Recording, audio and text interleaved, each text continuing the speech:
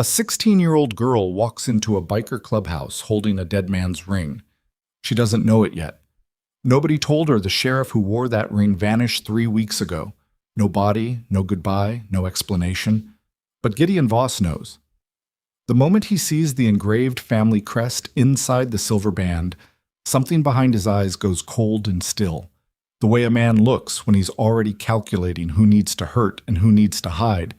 Because that ring didn't fall off a living hand, and the girl who found it just became the most dangerous witness in Blackridge County.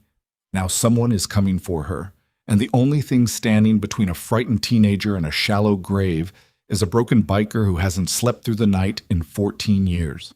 Stay with this one all the way to the end, folks. Hit that like button, drop a comment, tell me what city you're watching from tonight. And whatever you do, don't look away. The cold came early to Blackridge that year. Not the kind of cold that settles gently, the kind that gives you time to zip your jacket and find your gloves.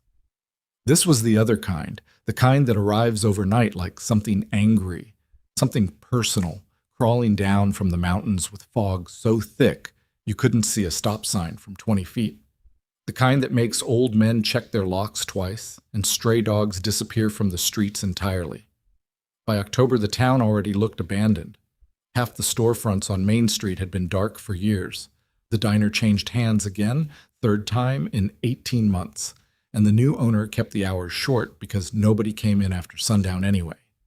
The gas station at the edge of Route 9, the big one with the cracked canopy and the single working pump, had stopped selling anything but fuel and cigarettes. The mechanic bay behind it had been padlocked shut since spring. The only place in Blackridge that still felt like something breathing was the Iron Spoke Clubhouse on Decatur Road. It wasn't much.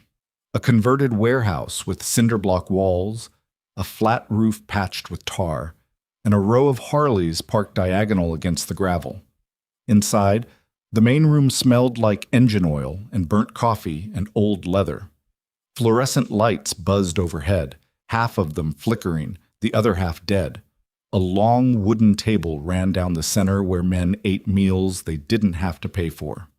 Along the far wall, a kitchen that hadn't been renovated since the building was a feed store served soup and bread, and sometimes chili on Fridays. 3 nights a week, the Iron Spoke opened its doors to anyone who needed a plate.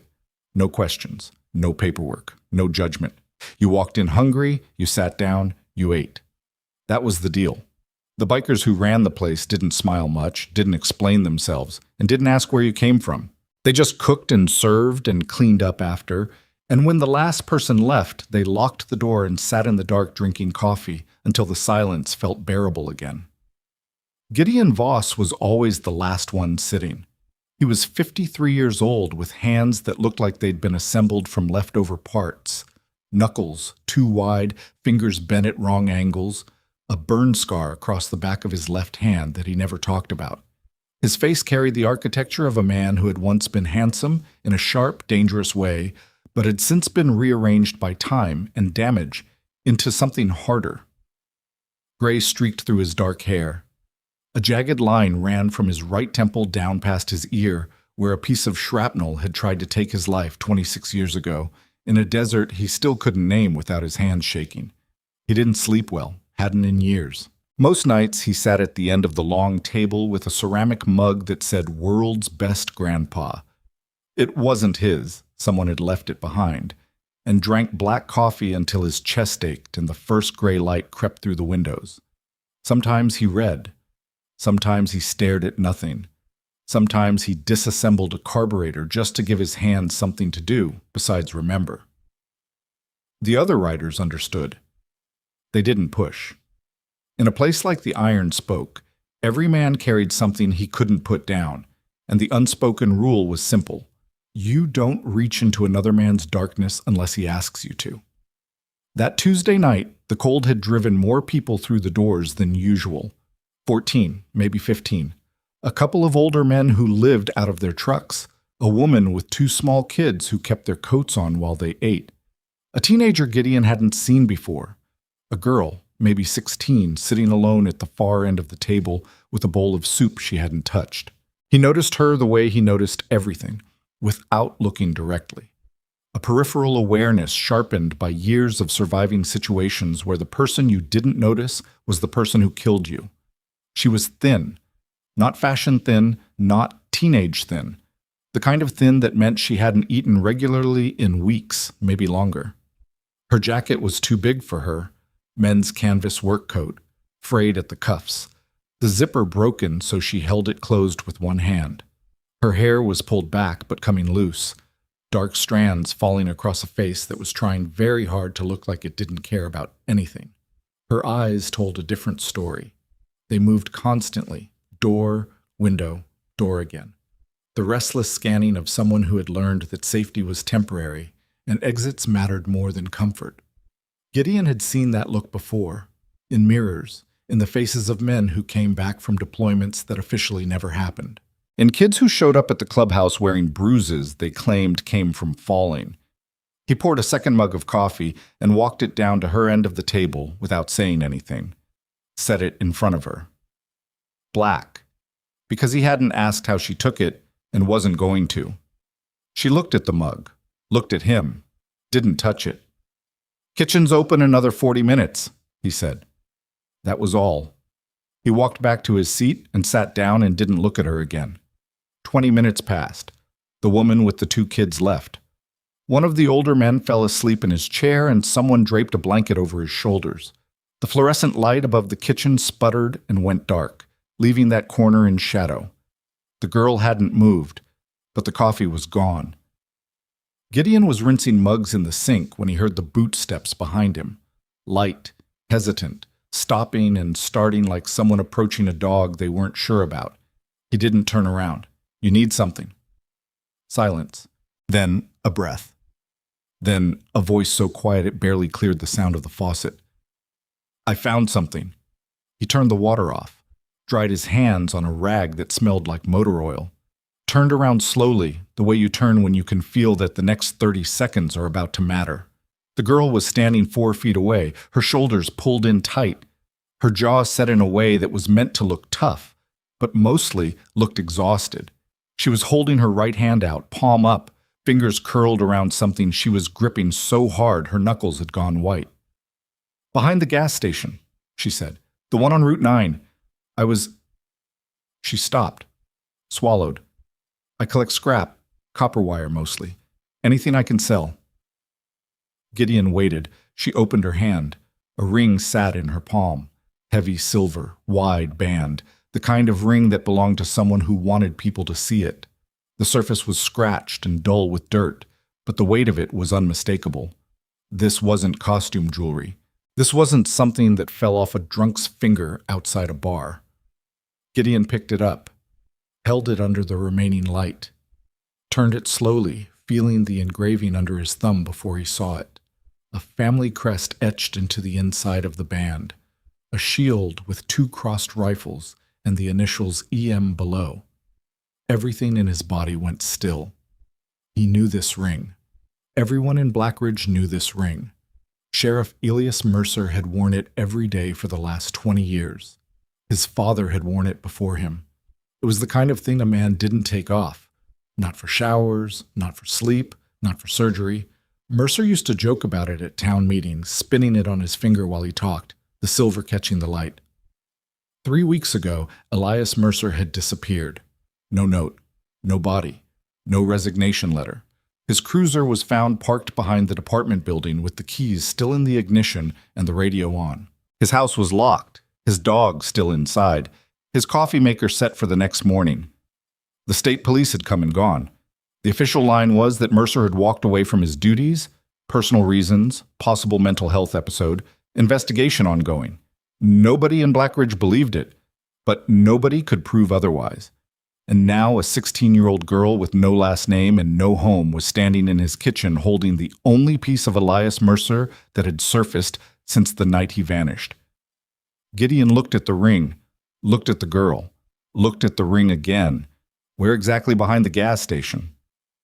By the old mechanic bay. There's a drain grate rusted out. It was stuck in the mud next to it. She paused. Is it worth something? The question hit him like a slap. Not because it was mercenary, because it was survival. She wasn't asking out of greed. She was asking because she was 16 and alone, and winter was coming, and copper wire paid $4 a pound if you were lucky. Yeah, Gideon said quietly. It's worth something. He closed his fist around the ring and felt the weight of it settle against his palm like a stone dropped into water. The engraving pressed into his skin. E.M. Elias Mercer, a man who had sat in this very room 8 months ago, drinking coffee from a styrofoam cup, telling Gideon he was worried about something he couldn't talk about yet. Give me a few weeks, Mercer had said. I'm pulling on a thread. I don't know how long it is. Gideon hadn't pushed. He should have pushed. What's your name? He asked the girl. She hesitated long enough that he knew whatever came next would be a lie or a half-truth or something she'd rehearsed. Wren. Wren what? Just Wren. He let it go. You got somewhere to sleep tonight? The way her eyes dropped answered the question before her mouth did. I'm fine. That's not what I asked. She looked toward the door, calculating, measuring the distance between where she stood and where she could disappear. Every runaway did the same math. How fast can I move? How many seconds until I'm gone? Is this person going to grab me or let me go? There's a back room, Gideon said. Cot, blanket, lock on the inside. Nobody goes in there without knocking. You can stay tonight. I didn't say you needed it. I said it's there. She studied him the way a stray animal studies an open hand, wanting to trust it, terrified of what happens when trust goes wrong. Just tonight, she said. Just tonight, he agreed. He showed her the room. It wasn't much, a storage space with a folding cot, a wool blanket, a space heater that clicked when it cycled. The lock was a deadbolt, solid, the kind you couldn't kick through without serious effort. He pointed to it without saying anything, and she nodded without answering, and that was the whole conversation. He pulled the door closed and listened for the deadbolt. It took her 4 seconds, then silence. Gideon walked back to the main room and sat down at the long table and put the ring in front of him and stared at it for a very long time. Then he pulled out his phone and made a call he'd been hoping he'd never have to make. Dutton, it's Voss. I need you at the clubhouse. Tonight. A pause on the other end, the sound of a television being muted, then a voice like gravel dragged across concrete. It's 11:30, Gideon. I know what time it is. Another pause, longer this time, then, how bad? Mercer bad. The line went quiet for 3 seconds, then, 20 minutes. Dutton Crane arrived in 19. He was a thick, bearded man in his late 40s with forearms like bridge cables and a tattoo of a medical caduceus on his neck that he'd gotten the day he was discharged from the Army Medical Corps. Honorably, technically, though the circumstances had been complicated enough that he never talked about them. He rode a matte black Road King that sounded like a thunderstorm approaching, and when he walked through the clubhouse door, the temperature in the room seemed to drop 2 degrees. He didn't say hello. He looked at the ring on the table, looked at Gideon, and sat down. Tell me, Gideon told him. The girl, the gas station, the drain grate, the ring, the engraving, all of it. Dutton picked up the ring and examined it the way a surgeon examines an X-ray. Slowly, methodically, looking for the thing that didn't belong. He turned it under the light, tilted it, squinted at the interior surface. This is his, Dutton said. Not a question. Yeah, behind Harlan's place. The way Dutton said the name carried weight. Harlan Croy owned the gas station on Route 9. He also owned the hardware store on 5th, the storage facility outside town, and a car wash near the county line that did more business than any car wash in a town of 4,000 people should reasonably do. He sat on the town council. He donated to the volunteer fire department. He sponsored the Little League team. He was the kind of man whose name appeared on plaques and whose handshake was photographed for the local paper. He was also, in Gideon's experience, the kind of man who smiled too easily and remembered your name too quickly and made you feel like you were being measured for something you hadn't agreed to. Behind Harlan's place, Gideon confirmed. Dutton set the ring down. The cops searched that station. The cops searched the front lot and the pump island. They walked the perimeter. I watched them from across the road. They never opened the mechanic bay. They never checked the drainage system. Why would they? The official story is Mercer walked away. The official story is garbage, and we both know it. Dutton leaned back in his chair. The wood creaked under his weight. He crossed his arms and looked at the ceiling and breathed out slowly through his nose, the way he always did when he was thinking about something he didn't want to think about. Who else knows? Just us. And the girl. The girl.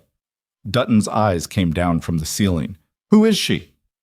Says her name is Wren. No last name, no address.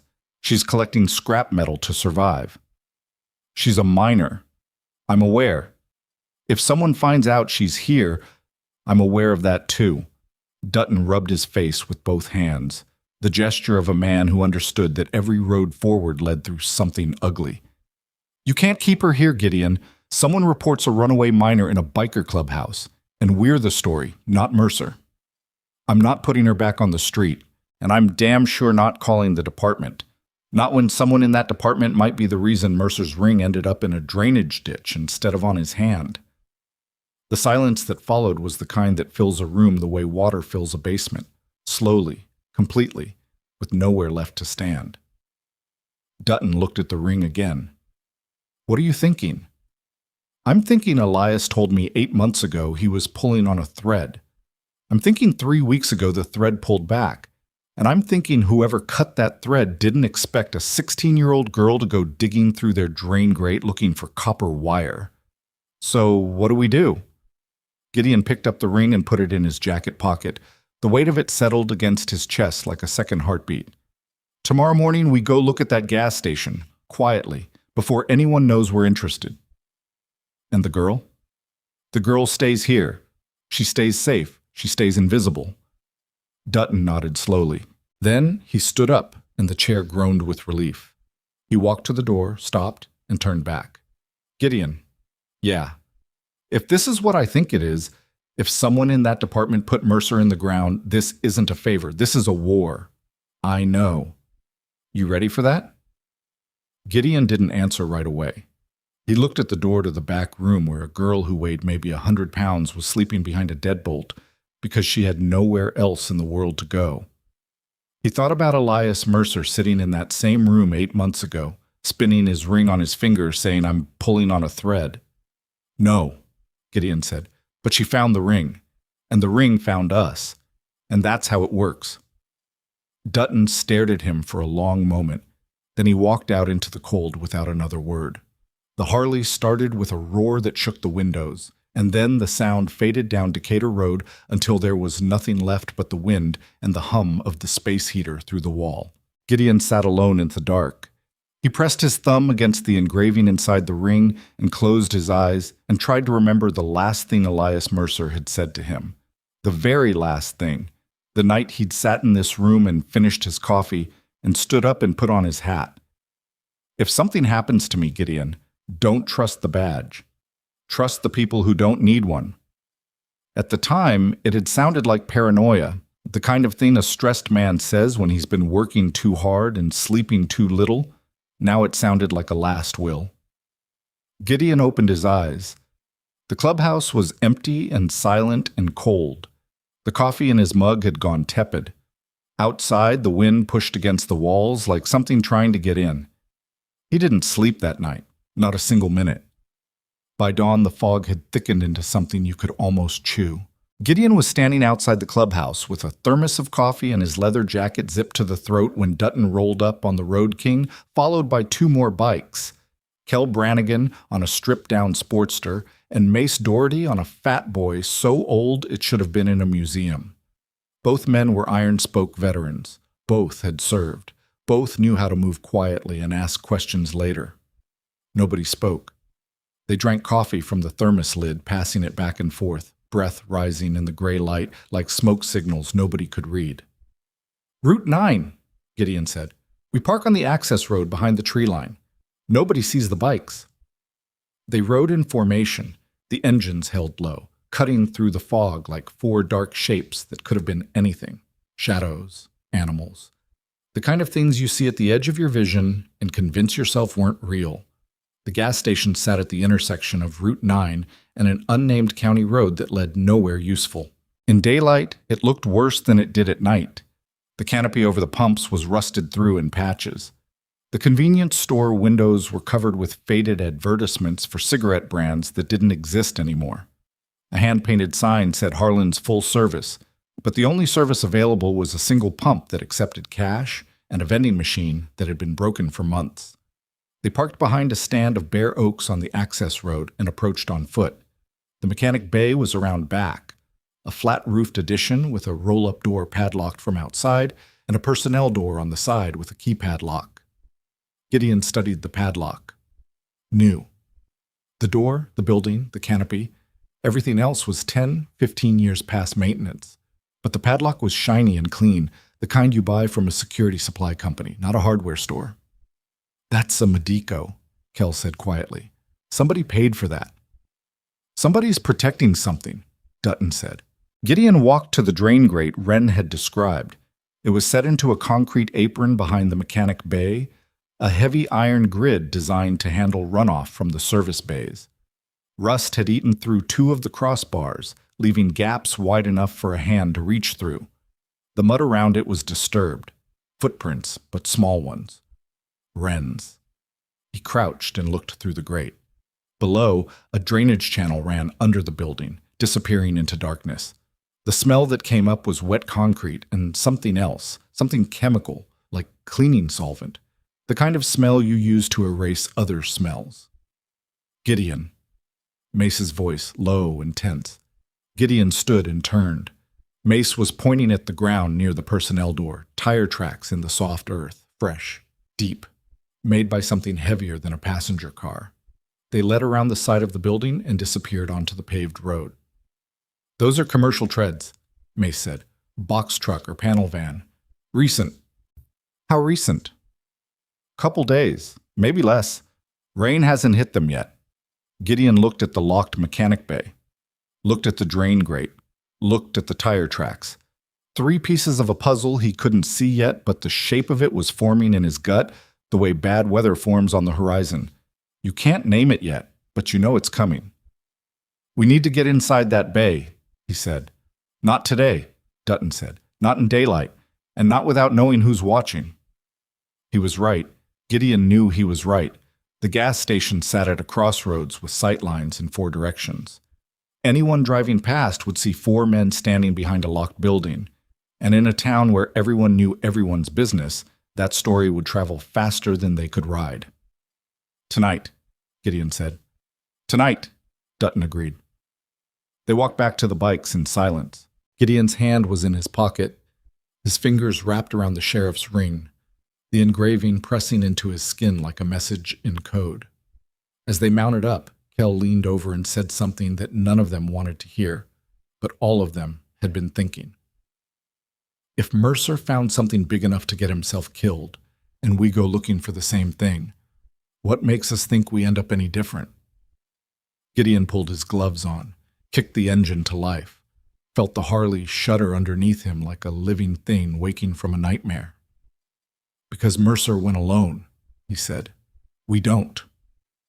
They rode back through the fog in a tight line, 4 engines growling low, and by the time they reached the clubhouse, the sun was trying to break through the overcast but failing, and the town of Blackridge looked exactly the way it had for the past 3 weeks, quiet, ordinary, and hiding something terrible just beneath the surface.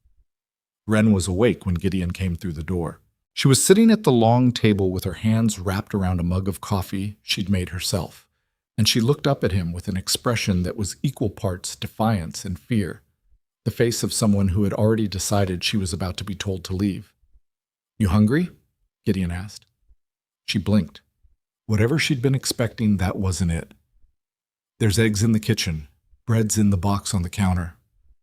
He walked past her and started a fresh pot of coffee, and didn't say anything else for a long time. He could feel her watching him, measuring, trying to figure out what he wanted, because in her experience, people always wanted something. After a while, she got up and made herself eggs.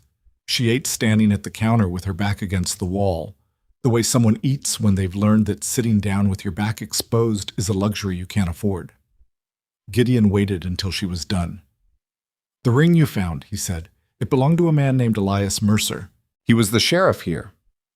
"Was?" He disappeared 3 weeks ago. Nobody knows where he went. The department says he walked away. Most people around here don't believe that. Wren set her plate in the sink. Her face hadn't changed, but her hands had gone still, the way an animal goes still when it hears a branch snap in the dark. I just found it in the mud, she said. I know, I'm not accusing you of anything, but I need to know, did you see anything else out there? Anything that seemed wrong? She was quiet for a long time. Too long. The kind of quiet that means someone is deciding how much truth to let out and how much to keep locked inside. There was a van, she said finally. White panel van. No windows in the back. It was parked behind the building 2 nights ago when I was walking the fence line looking for scrap. I heard voices inside the mechanic bay. Men's voices. I couldn't hear what they were saying. How many voices? 2. Maybe 3. Did you see anyone? No, I left. The voices sounded... She stopped. Sounded what? Angry. Not like arguing, like someone giving orders. Gideon looked at her. Really looked. Not at the oversized jacket, or the unwashed hair, or the tough girl jaw. At the eyes. At what was living behind them. This girl wasn't just a runaway picking through drain grates for copper wire. She was observant, careful. She noticed things. The van, the voices, the tone. She'd survived on the street by paying attention to details that most people walked past without seeing. And now those details had put her in exactly the wrong place at exactly the wrong time. Wren, I need you to listen to me carefully. He waited until her eyes were on his. The place where you found that ring. Someone did something very bad there. Something connected to people who have the power to make problems disappear. You found evidence they thought was gone. If anyone finds out you were there, if anyone connects you to that ring, they'll come for me. She said it flatly. No drama, no trembling. A statement of fact from a girl who had already lived through enough coming for her moments that the concept didn't surprise her anymore. Yeah. So, what do I do? You stay here. You don't leave this building. You don't talk to anyone who isn't me or one of my people. And you don't tell a single person on this earth about what you found or where you found it. She looked at the deadbolt on the back room door, looked at the row of motorcycles visible through the front window, looked at Gideon's scarred hands and damaged face, and the way he stood, balanced, centered, like a man who had spent his whole life preparing to be between someone and whatever was coming for them. Why are you doing this? She asked. It was the most honest question anyone had asked him in years. He thought about it.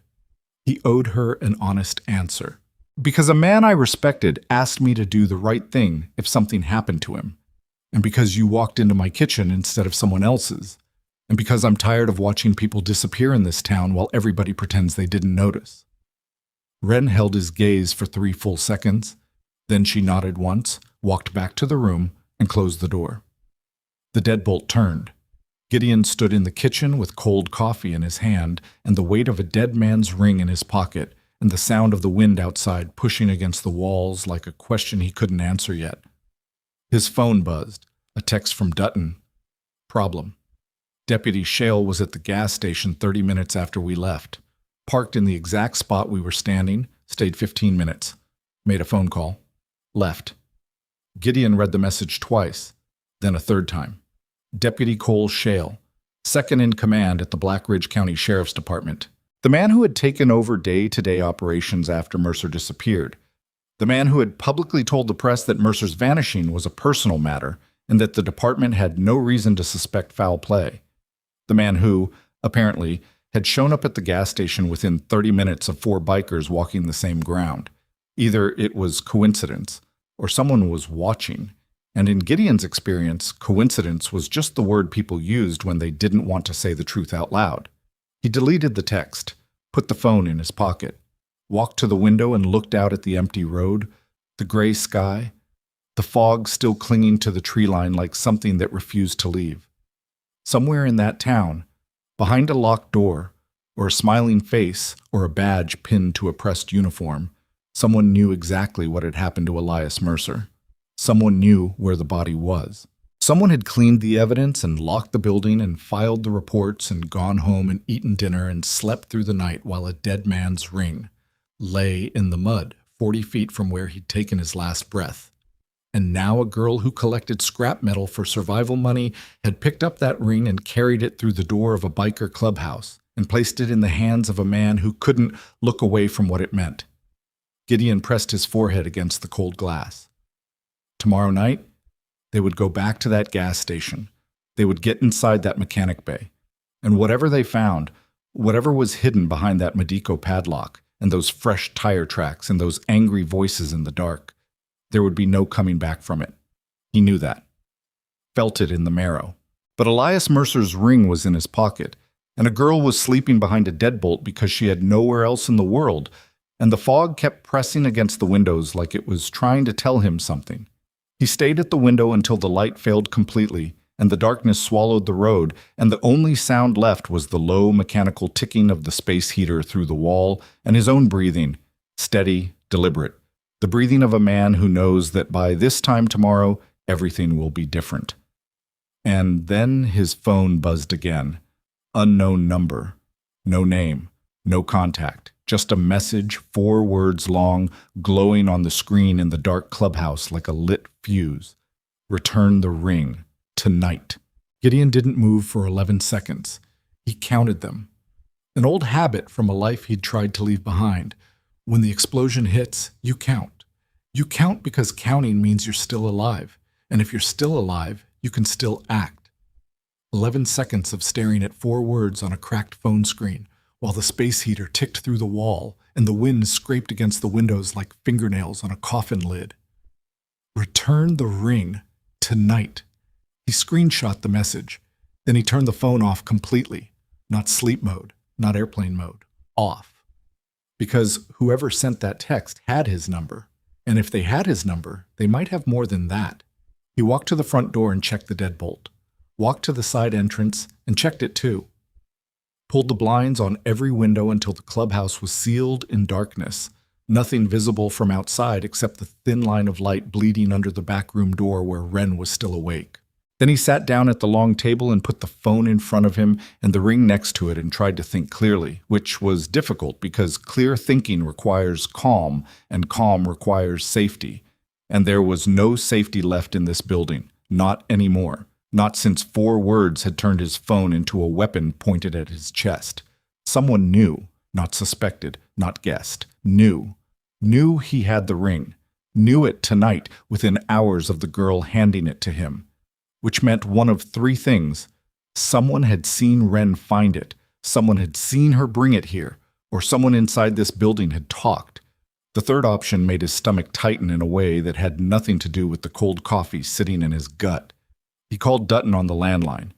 The clubhouse still had one, a rotary mounted to the kitchen wall that hadn't been replaced because nobody had bothered, and now that felt like the smartest accident in years. Dutton, don't talk. Listen. He read the message. Waited.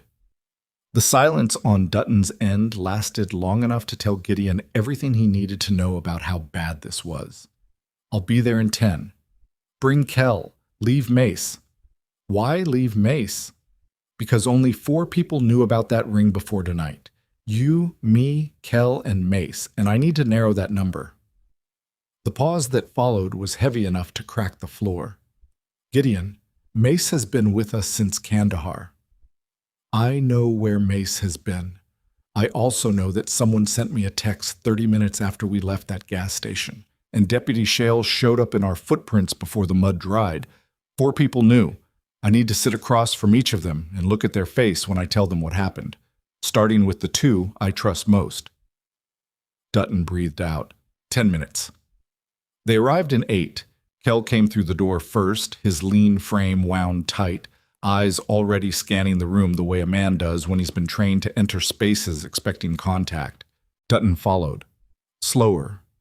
Heavier. His expression set in the grim neutrality of a medic who's seen enough trauma to know that panic helps nobody. Gideon showed them the message. No preamble, no context, just held up the phone and let them read. Kel's jaw tightened. His right hand moved to his belt. An unconscious gesture, reaching for something that wasn't there anymore, but his body still remembered. Unknown number, Kel said. Burner. Already tried calling back. Dead. Timestamp. 43 minutes after we left the gas station. Kel looked at Dutton. Dutton looked at the table. Nobody looked at each other. You're thinking one of us talked, Kel said. Gideon didn't flinch. I'm thinking someone knew, and the list of people who could have told them is short enough to memorize. It's not me. I didn't say it was. You didn't have to. You left Mace out. That says enough. The silence that filled the room was the kind that comes before a fist or a confession. Tight, electric, loaded with things that couldn't be taken back once they were said. Dutton broke it, not with words. He reached into his jacket and pulled out his phone and set it on the table next to Gideon's. Then he took off his cut, the leather vest with the iron spoke patch that no member removed in front of others except under circumstances that demanded total transparency, and laid it across the back of the chair. Check it, Dutton said. Check the phone, check the jacket, check whatever you need to check, because we don't move forward with suspicion sitting at this table. It'll kill us faster than whoever sent that message. Kel stared at Dutton for a long beat. Then he did the same. Phone on the table, cut across the chair. Stood there in his plain black t-shirt with his arms at his sides, exposed. The gesture of a man who understood that trust was the only currency that mattered, and he was putting every coin he had on the wood. Gideon looked at the two men standing across from him. Men who had bled with him. Men who had carried bodies with him. Men who had sat in this room 100 nights drinking bad coffee and saying nothing because the nothing between them was more honest than anything words could manage. He picked up Dutton's phone, scrolled through the calls, the texts, the recent apps. Nothing. Clean. The last outgoing call was to Gideon 90 minutes ago. Before that, a call to a pharmacy and a text to someone named Linda about picking up dog food. He checked Kel's. Same. Clean. The recent history was boring enough to be genuine. A mechanic's schedule, an overdue electric bill, a voicemail from a VA clinic he hadn't listened to yet. Gideon set both phones down. He didn't check the jackets. He didn't need to. The phones told him what the gesture had already said. Okay, he said. Okay, Kel repeated. Okay, it wasn't you, either of you, which means it was Mace or it was someone else entirely. Dutton sat down. The chair creaked. There's a third option. Say it. The girl. The word landed in the room like a dropped blade. Gideon looked at the back room door, closed, deadbolted from inside. Silent. She came to you with the ring, Dutton said carefully. She told you exactly where she found it. She gave you just enough detail to make you curious. The van, the voices, the mechanic bay. And within hours, someone sends you a threat. He held up both hands, not accusing, presenting. I'm not saying she's working with them. I'm saying she could be being used without knowing it. A 16-year-old girl alone on the street is the easiest piece on the board to move. Gideon felt something hot rise in his chest. Not anger, not yet. Something older. The instinct to protect a thing that couldn't protect itself, which was the same instinct that had gotten him into every mess and every war and every midnight argument he'd ever had. She's not a piece, he said. I didn't say she was. I said she could be being moved like one. By who? She's been sleeping in ditches and eating out of gas station trash cans. She doesn't even have a phone. That you know of. The heat in Gideon's chest climbed higher. He forced it down. Dutton wasn't being cruel. Dutton was being careful, which was what Dutton did, which was why Dutton was still alive, and a lot of careful less men were not. I'll talk to her, Gideon said. When? Now. He walked to the back room door and knocked twice. Firm, not aggressive. The way you knock when you need someone to know you're there without making them feel hunted. Silence. Then the deadbolt turned. Wren opened the door 2 inches and looked at him through the gap. Her eyes were red but dry. She'd been crying, but she'd stopped before anyone could see, which told Gideon everything about how she'd learned to handle pain. I need to ask you something, he said. "And I need you to tell me the truth. Not the truth you think I want to hear. The real one." She opened the door wider. Behind her, the cot was unmade, the blanket twisted. The space heater glowed orange in the corner, throwing long shadows up the cinderblock wall. "Did you tell anyone else about the ring? Before you came here? No? Anyone see you find it?" "I don't—" She stopped. Her eyes shifted left, then came back. Not the movement of someone constructing a lie, the movement of someone searching a memory they hadn't thought to examine. "I don't think so. It was dark. I was alone. But what? There's a camera on the corner of the building above the personnel door. I don't know if it works. Most of the ones around town are dead. But that one had a light on it. A small red light." Gideon felt the floor shift beneath him. Not literally, but the way it shifts when you realize the ground you've been standing on isn't as solid as you thought. A camera. A working camera on a building that was supposed to be shut down. A camera pointing at the exact spot where a 16-year-old girl had pulled a dead man's ring out of a drainage grate. "You didn't mention the camera before. You didn't ask about cameras." Fair, painfully fair. He looked at her. She looked back. Steady, defiant, exhausted. The face of a person who had been questioned before, by cops, by social workers, by adults who never listened to the answer anyway, and had learned that honesty was just another thing people used against you. "Thank you," he said. She blinked. A micro-expression crossed her face. Surprise, quickly buried. Nobody thanked her for things. That much was clear. "Lock the door," he said. "Don't open it for anyone but me." She closed the door. The deadbolt turned. Gideon walked back to the table where Dutton and Kell were waiting. He sat down and pressed both palms flat against the wood, the way a man does when he needs to feel something solid under his hands. "Camera," he said. "Working camera on the building, red indicator light, pointed at the drain grate." Dutton closed his eyes. Kell exhaled through his teeth. "They saw her find it," Kell said. "Yeah." "They saw her take it." "Yeah. And if they've got footage of her walking this direction, they know she's here." The sentence dropped into the room like a stone into still water. The ripples spread outward. Implications, consequences, dangers, each one worse than the last. Kell stood up, walked to the window, pulled the blind aside 1 inch and looked out at the road, the gravel lot, the row of Harleys sitting in the dark like sleeping animals. "Nobody out there," he said. "But that doesn't mean nobody's watching."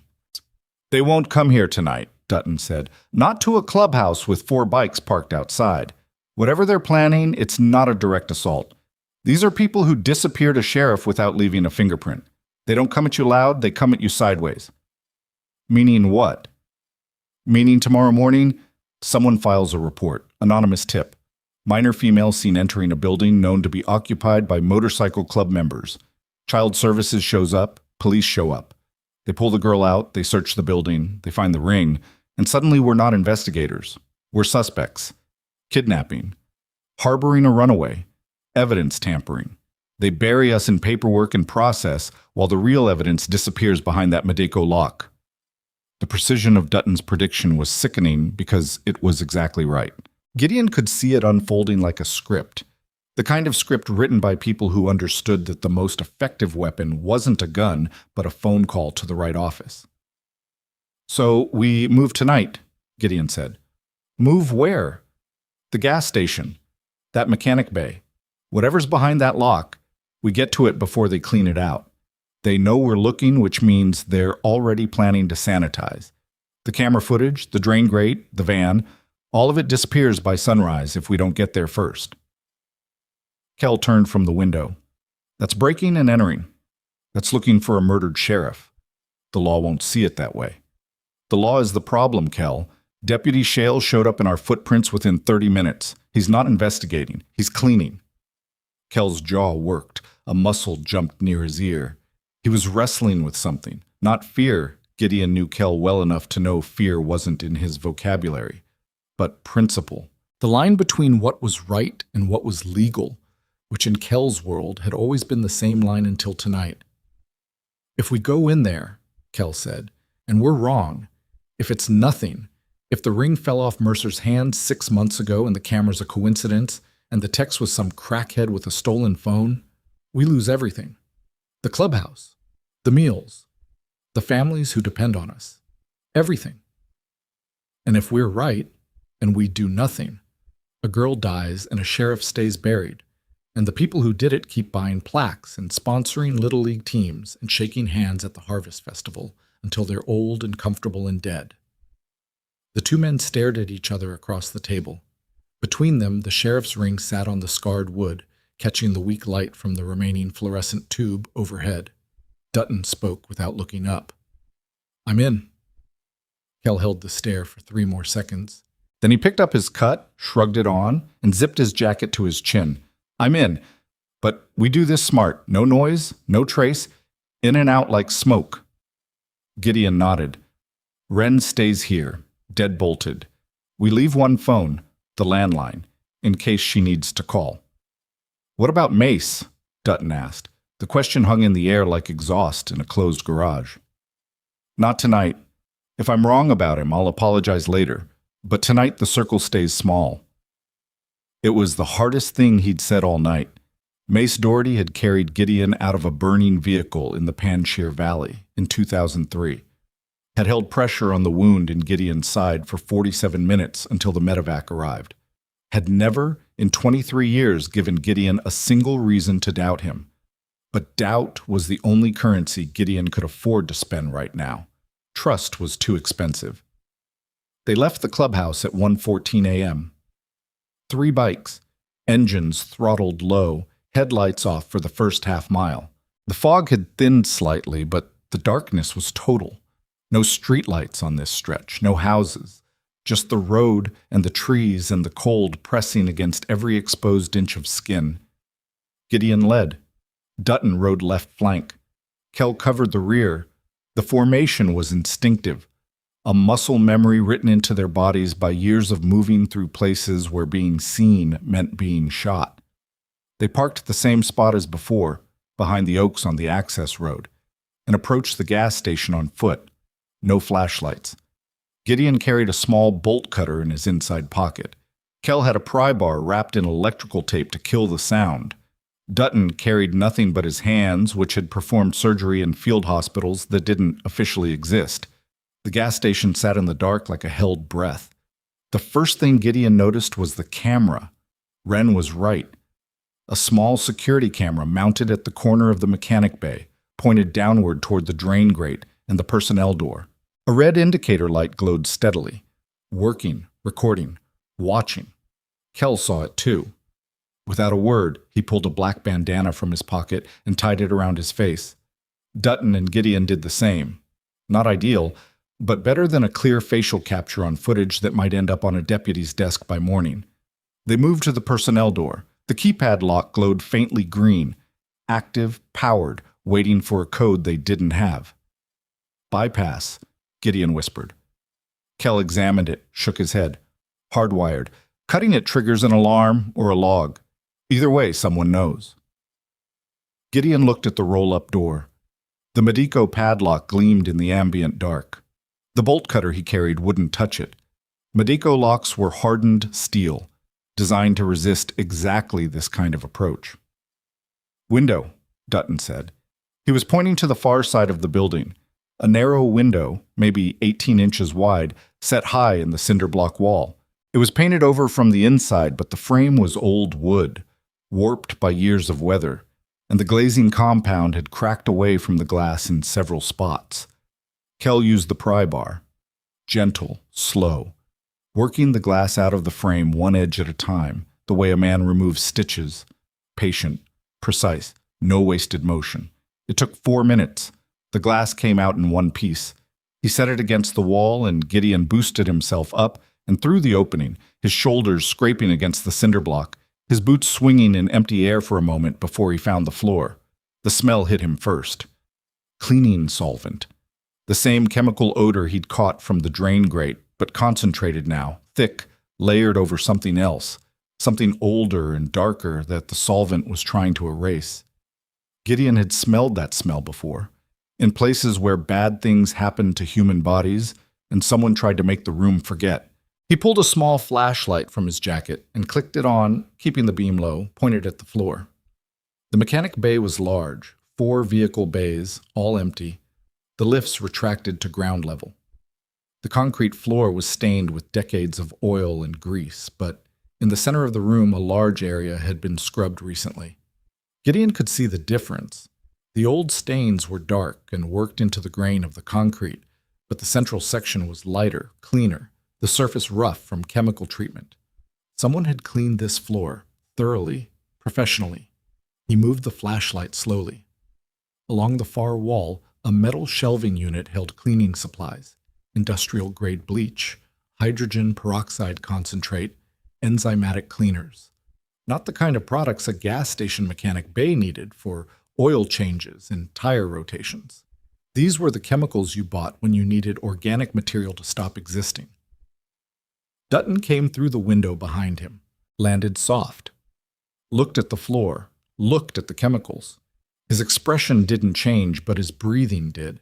Slower, more controlled, the disciplined respiration of a man who is looking at something that confirms his worst suspicion. Kell came last, pulled himself through the window with the efficient silence of a man who had entered buildings through worse openings in worse places. The 3 of them stood in the dark mechanic bay and looked at what had been done to the floor and smelled what had been done to the air and understood without speaking that this room was the answer to a question an entire town had been asking for 3 weeks. Elias Mercer hadn't walked away. Elias Mercer had been brought here. Gideon moved the flashlight to the drain in the center of the cleaned area. A floor drain, industrial-sized, the grate removed. He crouched and looked into it. The drainage channel ran beneath the building, the same channel that connected to the exterior grate where Wren had found the ring. The ring had traveled through this drain, from inside this room, through the channel to the outside grate, which meant the ring had been in this room when whatever happened here happened. Dutton crouched beside him, pulled a pair of nitrile gloves from his pocket. He always carried them, a medic's reflex, and reached into the drain. His hand came back wet, coated in a residue that was dark and thick and not entirely water. He held his hand under the flashlight, looked at it, looked at Gideon. Neither of them said the word. They didn't need to. "We need to document this," Dutton said. "Everything. Before it disappears." Gideon pulled out his phone, powered it on, began taking photographs. The floor, the chemicals, the drain, the shelving, the cleaned area, the window they'd come through. Every angle, every detail. The phone's camera clicked in the silence like a metronome counting down to something. Kell was at the back of the bay, examining a heavy steel door set into the rear wall. He tried the handle. Locked. But this lock was different. Older, simpler, a standard commercial deadbolt that had been installed years before whatever security upgrades had come recently. He used the pry bar. The frame splintered. The door swung inward. Behind it, a staircase descended into darkness. Concrete steps, narrow, leading down at a steep angle to a subterranean level that shouldn't have existed. Gas stations don't have basements. This building had been built on a slab. Whatever was below them had been added later, deliberately, by someone who didn't want it on any blueprint. "Tunnels," Kell said. Wren mentioned voices inside the building. Multiple men. They weren't just meeting here. They were going somewhere. Gideon pointed the flashlight down the staircase. The beam reached maybe 20 feet before the darkness swallowed it. The air that came up from below was different. Colder, damper, carrying the mineral smell of underground concrete and something else. A hum, barely audible, like electrical equipment running somewhere out of sight. "We go down," Gideon said. "We don't know what's down there," Dutton said. "That's why we go down." He took the first step. The concrete was dry and dusty. Nobody had cleaned this staircase the way they'd cleaned the floor above, which meant whatever was below was still intact, still untouched. 12 steps down, a landing, a turn to the left, another 12 steps. Then a corridor, low-ceilinged, maybe 6 feet, forcing all three of them to duck. The walls were poured concrete, utilitarian, no finishing, no paint. The hum was louder here, coming from somewhere ahead. And now Gideon could see light, a thin line of it, yellow and artificial, bleeding from under a door at the end of the corridor. He killed his flashlight. In the darkness, that line of light was the only thing visible, a golden thread stretched across the floor like a tripwire. They reached the door. Steel, like the one above, but newer. No lock on this side. It opened inward with a push. The room beyond was small, 10 by 12 maybe. Concrete walls, concrete floor, a single overhead bulb in a wire cage. Along one wall, a metal desk covered in equipment, a laptop, 2 external hard drives, a wireless router with blinking green lights, and a monitor showing a grid of camera feeds. Gideon looked at the monitor. 8 camera views, the gas station exterior from 4 angles, the mechanic bay interior, the corridor they'd just walked through, the staircase, and one more. A view of the clubhouse on Decatur Road shot from across the street, showing the front door and the parked motorcycles with perfect clarity. They were being watched. Had been watched. The entire time. Kel reached past him and tapped the laptop's touchpad. The screen woke. A file directory filled the display, folders organized by date, going back months. Gideon clicked the most recent one. Video files. Dozens of them. Time-stamped surveillance recordings from every camera on the grid. He opened one at random. The mechanic bay. 3 weeks ago. Timestamp 11:47 p.m. The image was grainy but clear enough. 2 men dragging something heavy across the floor. A third man standing near the drain holding a hose connected to a utility sink. The heavy thing was wrapped in a dark material, tarp maybe, or plastic sheeting, and it was roughly the size and shape of a human body. Gideon felt his heartbeat change. Not faster, slower. The way it slows when the body decides that panic is no longer useful and only precision will keep you alive. He scrolled through more files. Financial records, spreadsheets, transaction logs showing money moving through a chain of businesses, the car wash, the storage facility, the hardware store. Amounts that didn't match the kind of revenue those businesses could legitimately generate. Hundreds of thousands of dollars routed through shell accounts, cleaned, redistributed. And then he found the folder labeled Mercer. Inside were documents, scanned copies of the sheriff's own investigation notes, handwritten pages, photographs, bank records he'd obtained through warrants that had apparently never been filed with the court. Mercer had been building a case, alone, off the books, against Harlan Croy and what appeared to be a network of 7 or 8 individuals, including at least 2 members of his own department. Deputy Cole Shale's name appeared on page after page. At the bottom of the folder, a single video file. The file name was simple. If _u_ found _this dot MP4. Gideon clicked play. Elias Mercer's face filled the screen. He was sitting at a desk, not this desk, somewhere else, maybe his home, and the lighting was poor and the angle was slightly off, as if he'd propped his phone against a stack of books and hit record. He looked tired. Not the tired of a long shift or a bad week. The tired of a man who has been carrying a weight too heavy for one person and knows that putting it down means dying. If you're watching this, Mercer said, it means they got to me before I got to them. I'm recording this because I need someone to know the truth, and I can't trust my own department. The ring... He held up his hand. The silver band caught the light. If the ring survived, check the inside. There's a compartment, emergency key, coordinates etched into it. Follow them. Everything you need is there. He paused, rubbed his eyes. When he spoke again, his voice was different, quieter, stripped of the professional calm, raw in a way that made Gideon's chest tighten. I made a mistake. I thought I could do this alone. I thought the badge was enough. It wasn't. He looked directly into the camera. Don't make my mistake. Don't go alone. And don't trust anyone who tells you to stop looking. The video ended. The room was silent except for the hum of the equipment and the sound of 3 men breathing. Gideon pulled the ring from his pocket, held it under the overhead light, turned it slowly, examining the interior surface with a focus he hadn't applied before. The engraving, the family crest, the initials, was visible, but now he was looking for something else. A seam, a joint, anything that suggested the band wasn't solid. There, on the inside edge, barely visible, a hairline groove running around the circumference.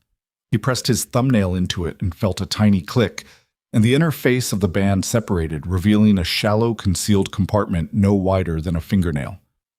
Inside was a key, micro-etched metal, smaller than a house key, with a series of numbers engraved along the shaft. Coordinates, latitude and longitude, precise to 6 decimal places. Kel's phone buzzed in his pocket. He pulled it out, looked at the screen, and his face changed. "We need to leave, now." "What is it?" "Police scanner app. All units dispatched to Decatur Road. Anonymous report of a break-in at a commercial property associated with a motorcycle club. They're heading to the clubhouse." Gideon's blood went cold. Not here. Not the gas station, the clubhouse, where Wren was alone behind a deadbolt with no phone and no way out. "It's a play," Dutton said, already moving toward the door. "They're pulling us here while they go for the girl." Gideon grabbed the laptop, yanked the external drives, shoved everything into his jacket. The surveillance footage, the financial records, Mercer's investigation, the video confession, all of it, every piece of evidence that existed in this room, went into his arms and against his chest, and he was already running down the corridor before Dutton finished the sentence. Up the stairs, through the mechanic bay, out the window, one after another, boots hitting gravel, cold air slamming into their lungs like a wall. They reached the bikes in 40 seconds. Engines fired. 3 Harleys screaming to life in the dark, the sound ripping through the silence like the world tearing open. Gideon didn't think about speed limits or headlights or the fog still clinging to the road. He rode like a man with a clock in his chest counting down to 0. The access road, the county road, Route 9. The turn onto Decatur, tires screaming, the bike leaning so hard his knee nearly scraped asphalt. The clubhouse came into view. The front door was open. The deadbolt on the back room had been forced, the frame splintered inward. The metal plate ripped from the wood. The cot was overturned. The space heater knocked sideways, its orange glow casting twisted shadows across the empty room. Wren was gone. On the floor, placed deliberately in the center of the cot's overturned mattress where it couldn't be missed, was a single piece of paper. Typed. No signature, no letterhead. 4 lines. "The girl is collateral. The evidence is irrelevant. Walk away. Last warning." Gideon picked up the paper with hands that were steady because he forced them to be steady, because the alternative was shaking, and shaking meant losing, and he would not lose. Not tonight. Not with a kid's life tied to a piece of typed paper left on a broken cot. He looked at Dutton. Dutton looked back. Between them, 23 years of shared violence and shared silence, and in that silence, a conversation that didn't need words.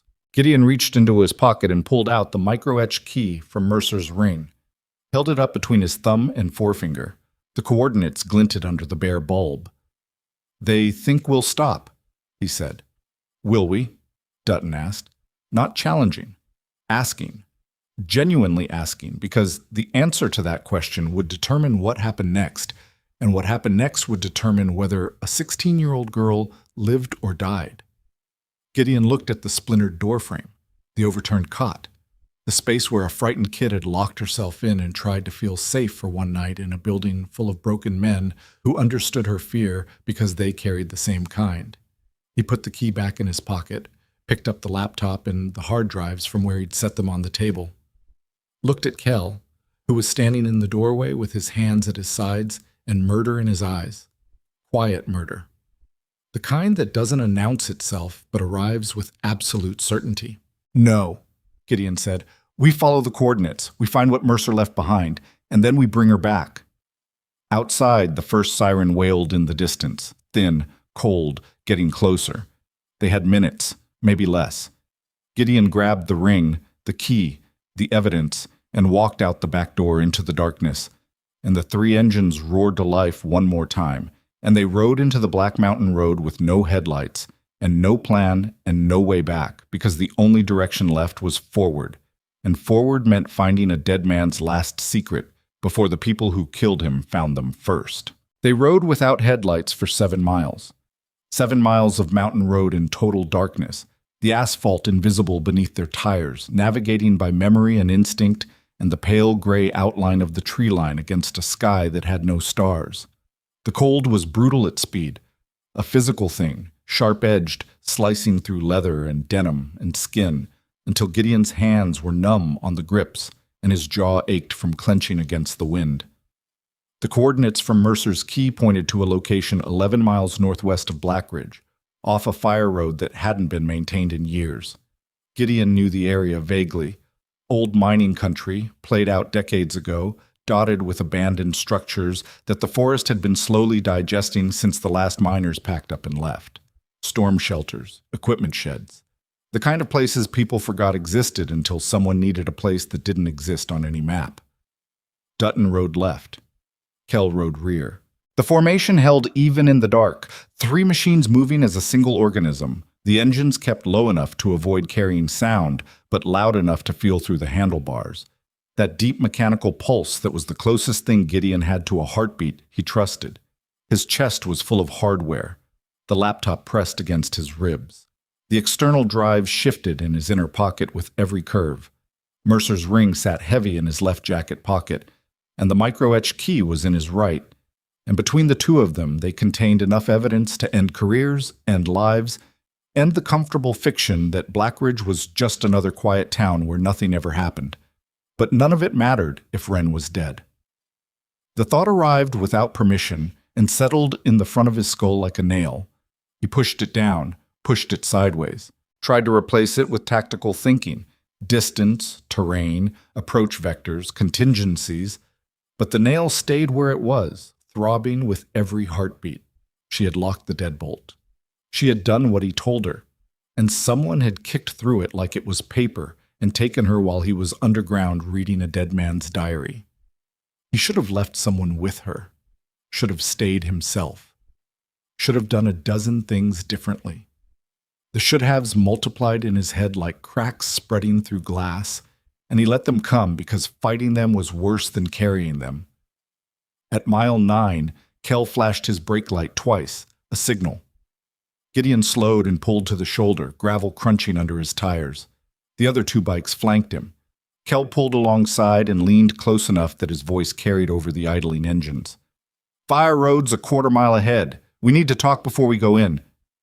They killed the engines. The silence that followed was enormous, the kind of silence that exists only in places where no human being has any business being at 3 a.m. No traffic, no houses, no distant hum of civilization, just the trees and the wind and their own breathing, rapid and visible in the cold air. "We don't know what's at those coordinates," Kell said. "Could be a storage unit, could be a bunker, could be nothing." "It's not nothing," Gideon said. "Mercer didn't hide a key inside his ring and record a goodbye video for nothing." "I'm not saying it's nothing. I'm saying we're riding blind into unknown terrain with stolen evidence and a missing kid, and half the county sheriff's department looking for us. I need to know the plan isn't just go forward and see what happens. The plan is we find what Mercer left, we secure it, and then we use it to get Wren back." "How?" "I don't know yet." Kell stared at him. In the darkness, his eyes were just glints, 2 points of cold light in a face that had learned to express nothing when everything was at stake. "That's not a plan, Gideon. That's a prayer." "Then it's a prayer. You got something better?" Kell didn't answer. He looked at Dutton, who was leaning against his road king with his arms crossed, his face unreadable. "Dutton? I stopped having better plans the day I watched a kid bleed out because the medevac was 17 minutes late and the tourniquet was 12 inches too short," Dutton said quietly.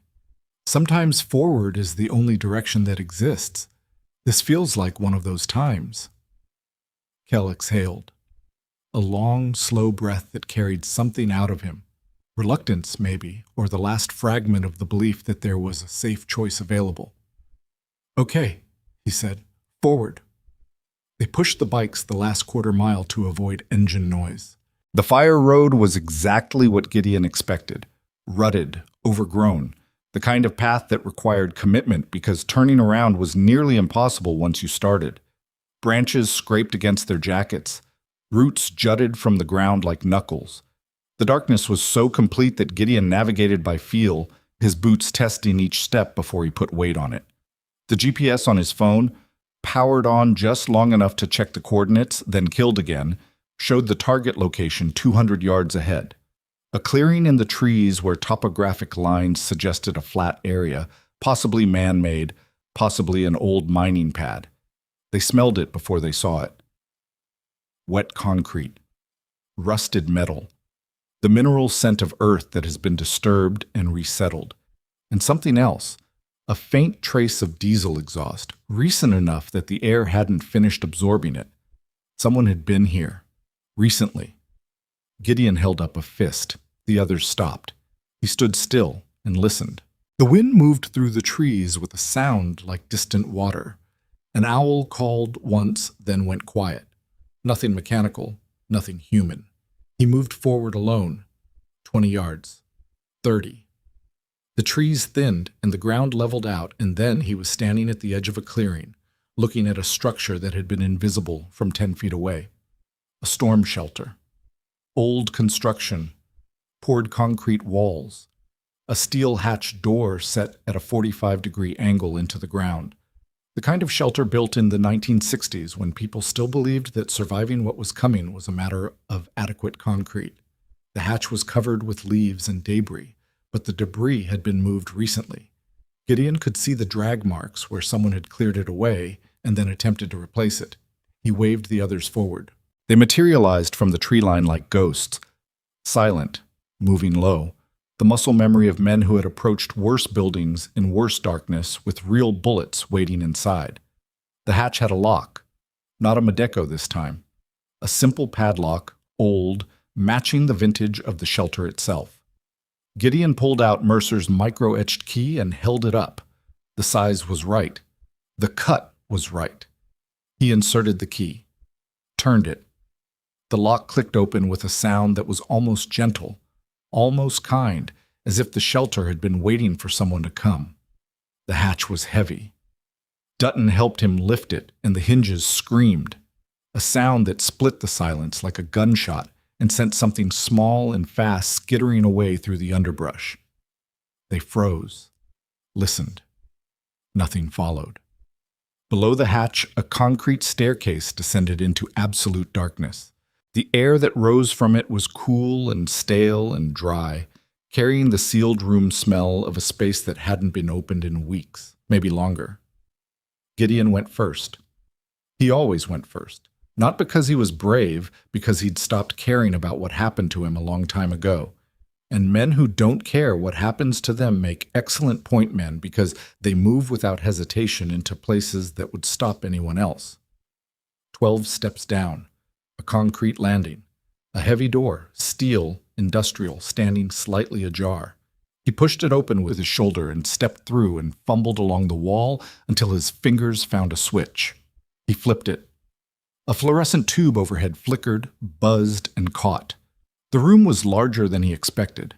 20 feet by 30, roughly, with a ceiling high enough to stand comfortably. Metal shelving lined 3 walls, and on those shelves was the reason Elias Mercer had hidden a key inside his ring and recorded a farewell video in a dark room with shaking hands. Filing boxes, dozens of them, each one labeled with a date range and a name.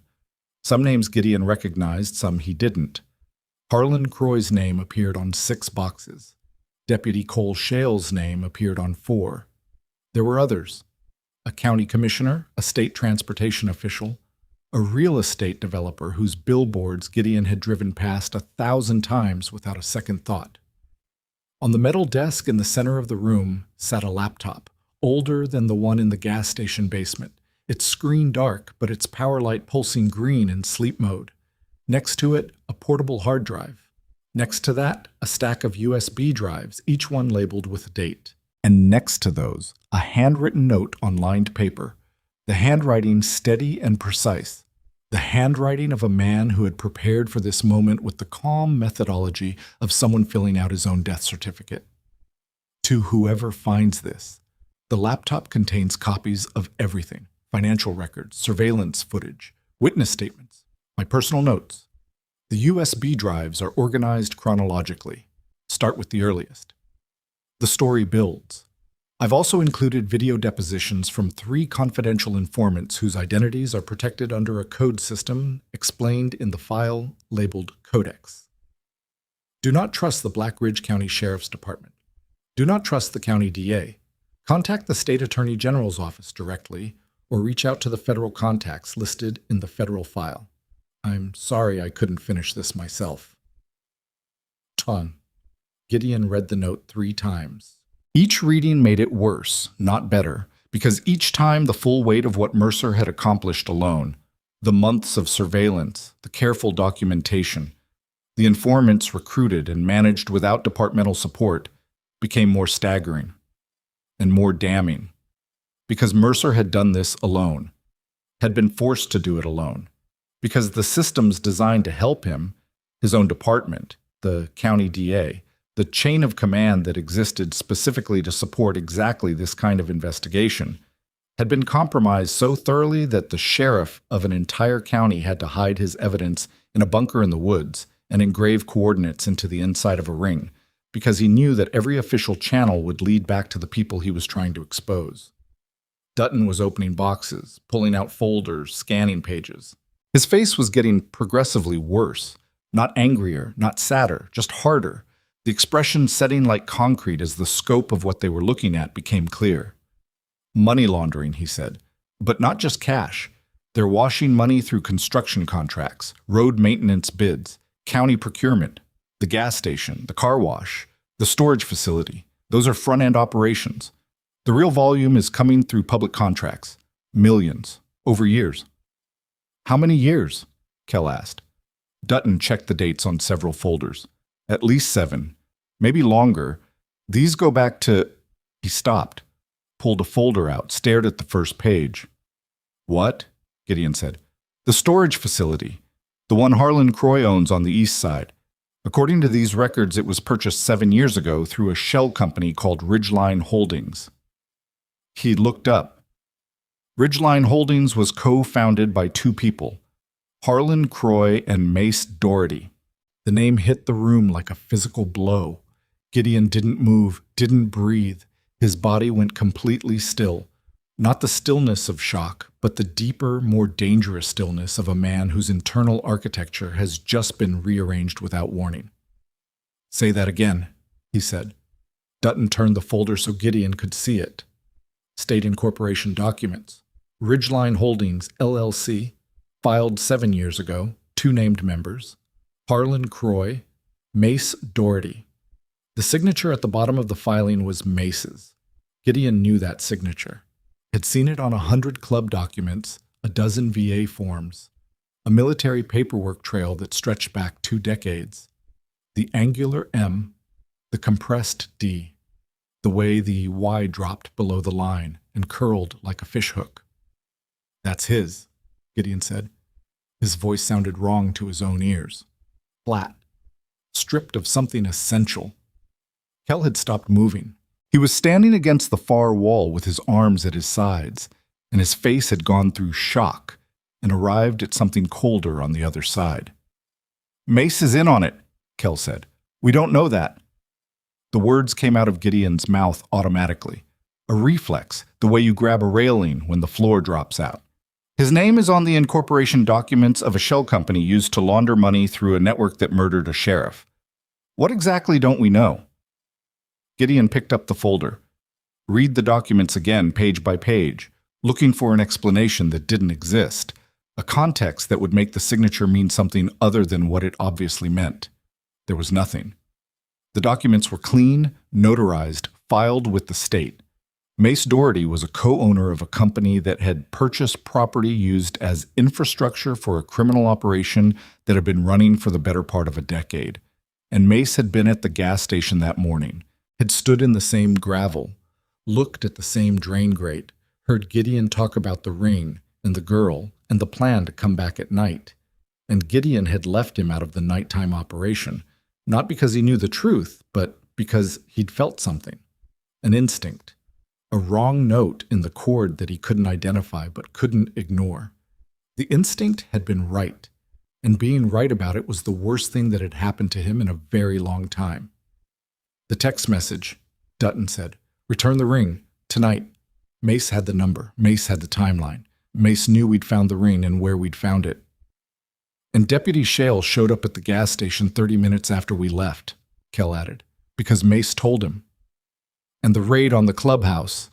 Dutton's voice was controlled, but the edges were fraying. While we were underground at the gas station, someone tipped them off about exactly where we'd be and exactly how long we'd be gone. Mace knew the plan. Mace knew the girl was alone. The three of them stood in the dead sheriff's bunker, surrounded by boxes of evidence that proved every institution in their town was compromised, and the silence between them was the silence of men discovering that the betrayal came from inside their own walls, their own history, their own foxhole. Gideon set the folder down, placed both hands flat on the desk, leaned forward until his weight was on his arms and his head was down and his eyes were closed. Mace Doherty, Kandahar, 2003. The burning vehicle, the shrapnel, the 47 minutes of pressure on the wound, while Gideon's blood ran between Mace's fingers and soaked into Afghan dirt, the helicopter, the field hospital, the weeks of recovery when Mace visited every day and brought bad coffee and worse jokes and sat in a plastic chair reading motorcycle magazines out loud because Gideon couldn't hold them himself. 23 years. Through the war and the discharge and the bad years and the worse years and the slow crawl back to something resembling life. Through the founding of the Iron Spoke, the first community meals, the first time they'd helped a family that nobody else would touch. Through all of it, Mace had been there, steady, reliable, the man you called when everything else failed. And the entire time he'd been part of the machine. The question that formed in Gideon's mind was not whether Mace had betrayed them. The documents answered that. The question was how long. How many years had Mace sat at the long table in the clubhouse, drinking coffee from chipped mugs, listening to Gideon talk about doing the right thing, while simultaneously holding a financial stake in an operation that laundered millions and eventually killed the one man in town brave enough to investigate it? Gideon, Dutton's voice. Careful. The voice of a medic approaching a patient who might be in shock. We need to keep moving. I know. We need to take everything we can carry. The laptop, the drives, the key files. We leave the boxes. Too much to transport. But we take anything digital and anything that names names. I know. And we need to figure out where they've taken the girl. Gideon raised his head, opened his eyes, looked at Dutton and saw his own devastation mirrored back. Controlled, compartmentalized, but visible in the lines around his eyes and the set of his jaw. Mace will know, Gideon said. You want to go to Mace? I want to go through Mace. The distinction was important. Going to someone implies conversation. Going through someone implies something else entirely. Gideon, he knows where she is. He's part of the network. He either told them to take her or he knows who did. Either way, he has information we need and I'm going to get it. Kell stepped forward. If you confront Mace and he's connected to Shale and Croy, he calls them. We lose the element of surprise. We lost the element of surprise when they kicked through my door and took a 16-year-old girl. There's no surprise left to lose. There's strategy. Strategy is for people who have time. Wren doesn't have time. Every hour she's with them is an hour they can decide she's more useful as a body than a hostage. We go to Mace. Tonight. Now. Kell looked at Dutton. Dutton looked at the floor. The fluorescent light buzzed overhead. Indifferent. Constant. Illuminating a room full of dead man's desperate work and 3 living men trying to decide how to honor it without getting killed. I know where Mace stays, on nights he's not at the clubhouse, Dutton said finally. His sister's place on Carroll Road. Old farmhouse set back from the road. No neighbors for half a mile. That's where we go. They worked quickly. Gideon took the laptop, the portable hard drive, all the USB drives. Dutton grabbed the codex file and the federal contacts file. Kell photographed every page of the Ridgeline Holdings documents with his phone, then took the originals. They sealed the bunker, replaced the hatch cover, scattered leaves to obscure their passage. The ride to Carroll Road took 22 minutes. The sky had shifted from black to the deep blue gray that precedes dawn, and in that transitional light, the landscape looked like a photograph taken by someone who had given up on color. Gray trees, gray road. Gray fields stretching toward gray mountains where the first thin light was trying and failing to break through. Mace's sister's farmhouse sat at the end of a long gravel drive flanked by bare elms. A porch light was on, the yellow insect-stained kind that makes everything beneath it look sickly. Mace's fat boy was parked beside the porch steps, still warm. Gideon could see the heat shimmer rising from the engine in the cold air. He'd been riding recently, at 3 in the morning. Gideon dismounted, walked up the porch steps. The wood creaked under his boots, old boards, soft with rot. The sound of a house that had been neglected for years. He didn't knock. He tried the handle. Unlocked. The door swung open into a kitchen that smelled like stale beer and cold grease. A single lamp was on in the adjacent room. A living room, small, cluttered with the evidence of a life that had stopped being maintained some time ago. Newspapers on the floor, dishes in the sink. An ashtray on the coffee table overflowing with cigarette butts, the top one still trailing a thin line of smoke toward the ceiling. Mace was sitting in a recliner facing the door. He was dressed, boots on, jacket on. Not the look of a man who had been sleeping. The look of a man who had been sitting in the dark waiting for something he knew was coming. His eyes found Gideon's across the dim room, and in that moment, in the fraction of a second before either of them spoke, Gideon saw everything he needed to see. The guilt, the exhaustion, the resignation of a man who had been carrying a double life for so long that the weight had compressed him into something smaller and harder and infinitely more tired than the person Gideon remembered. "You found Mercer's bunker," Mace said. Not a question. Gideon walked into the room. Dutton and Kell came in behind him and took positions without being told. Dutton near the back door, Kell by the window. Not threatening, covering. The geometry of men who understood that conversations like this sometimes changed direction without warning. "Ridgeline Holdings," Gideon said. Mace closed his eyes. A muscle in his jaw jumped twice. "Yeah." 7 years? 7 years and 4 months. You helped them launder money through county contracts, through Croy's businesses, through the storage facility you co-owned. Mace opened his eyes. They were wet. Not crying.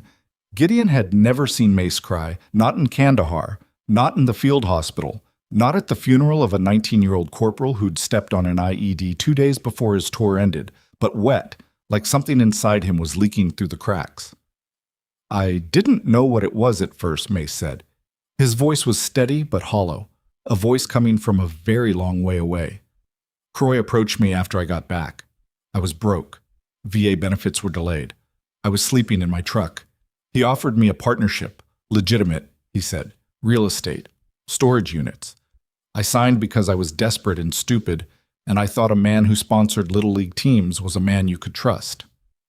"When did you know?" 2 years in. When the numbers stopped making sense.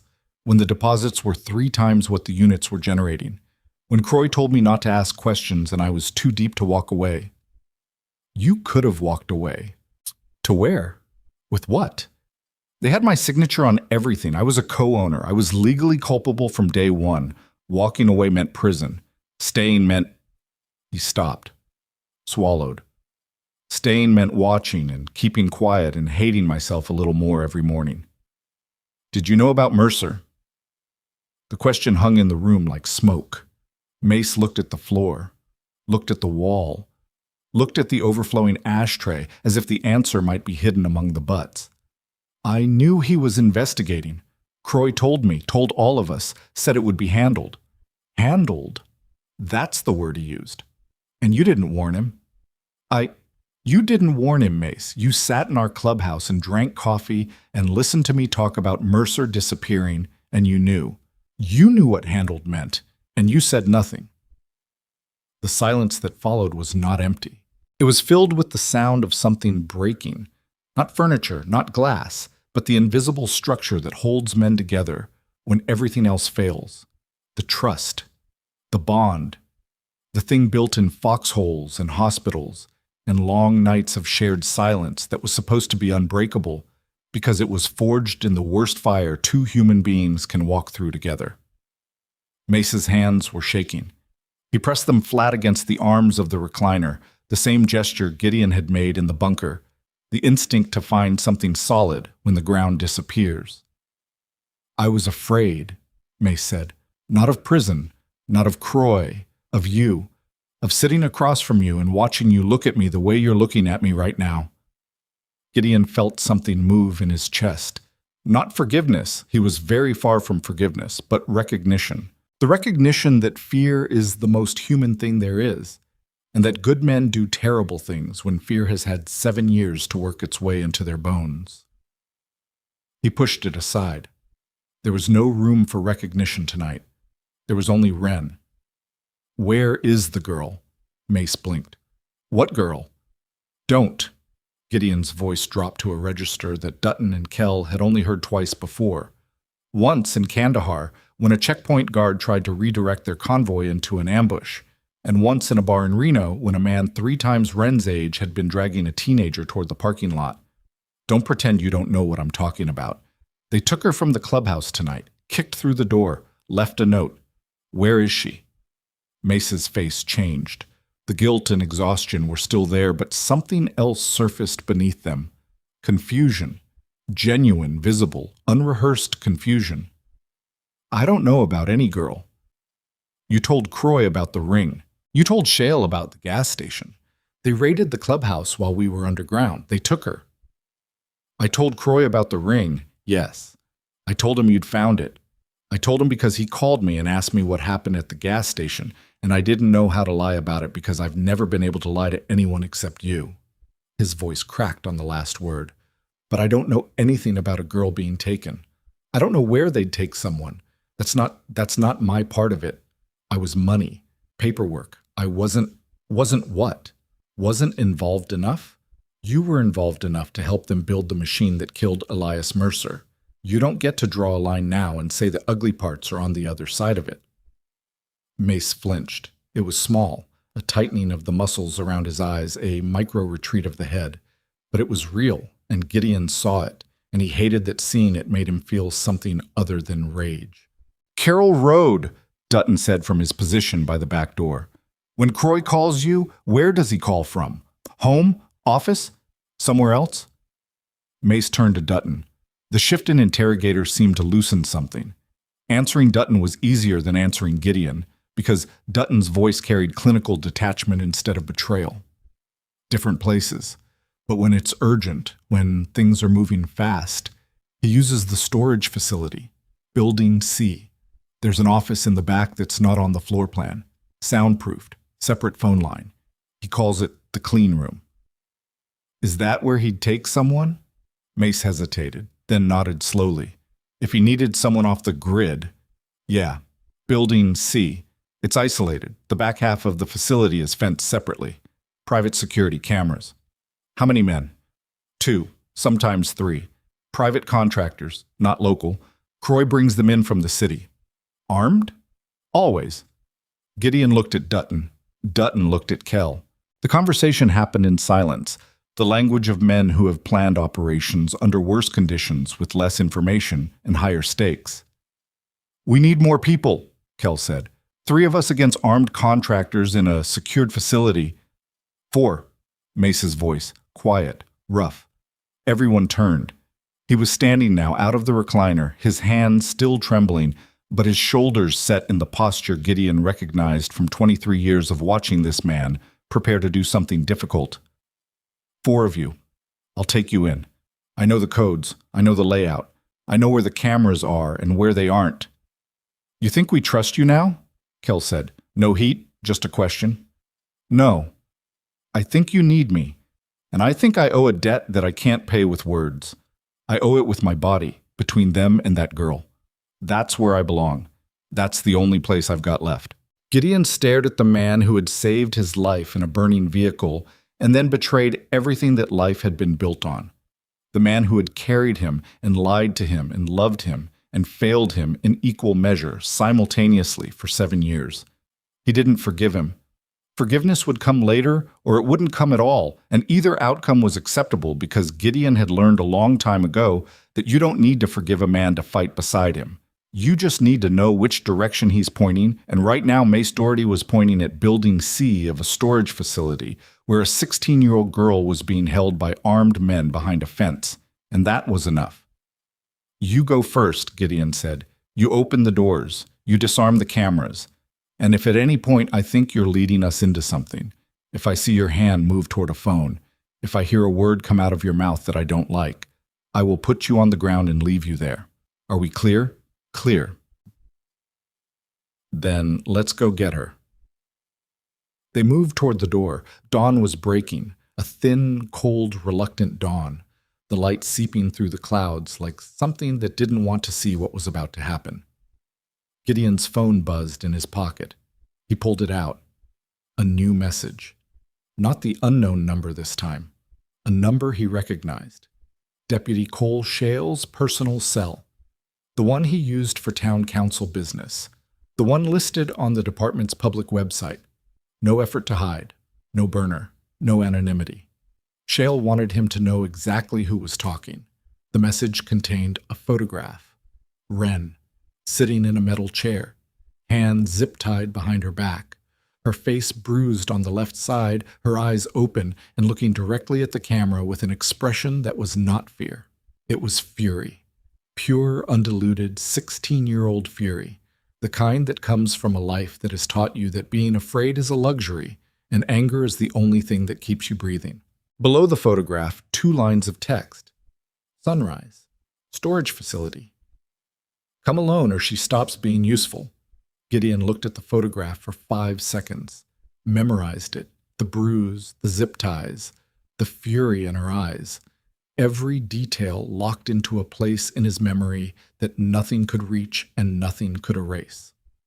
Then he turned the phone toward Mace. Building C. Mace looked at the photograph. His face went white. Whatever remained of the wall between his guilt and his conscience collapsed in that moment, visibly, completely, like a building coming down from the inside. Building C, he confirmed. Gideon pocketed the phone, walked down the porch steps, mounted his Harley. The engine roared to life beneath him, and in that sound, in the deep, furious, mechanical scream of a machine built to move fast and hit hard, he heard the only truth that mattered anymore. They weren't going to negotiate. They weren't going to bargain. They weren't going to play the game Shale and Croy had designed, the game where one man walks in alone and doesn't walk out. 4 bikes. 4 men. 3 who had earned back their trust and 1 who was trying to. Against armed contractors and a corrupt deputy and a businessman who had turned an entire county into his personal bank account. The odds were terrible. Gideon didn't care. He kicked the bike into gear, and the 4 of them rode toward the rising sun.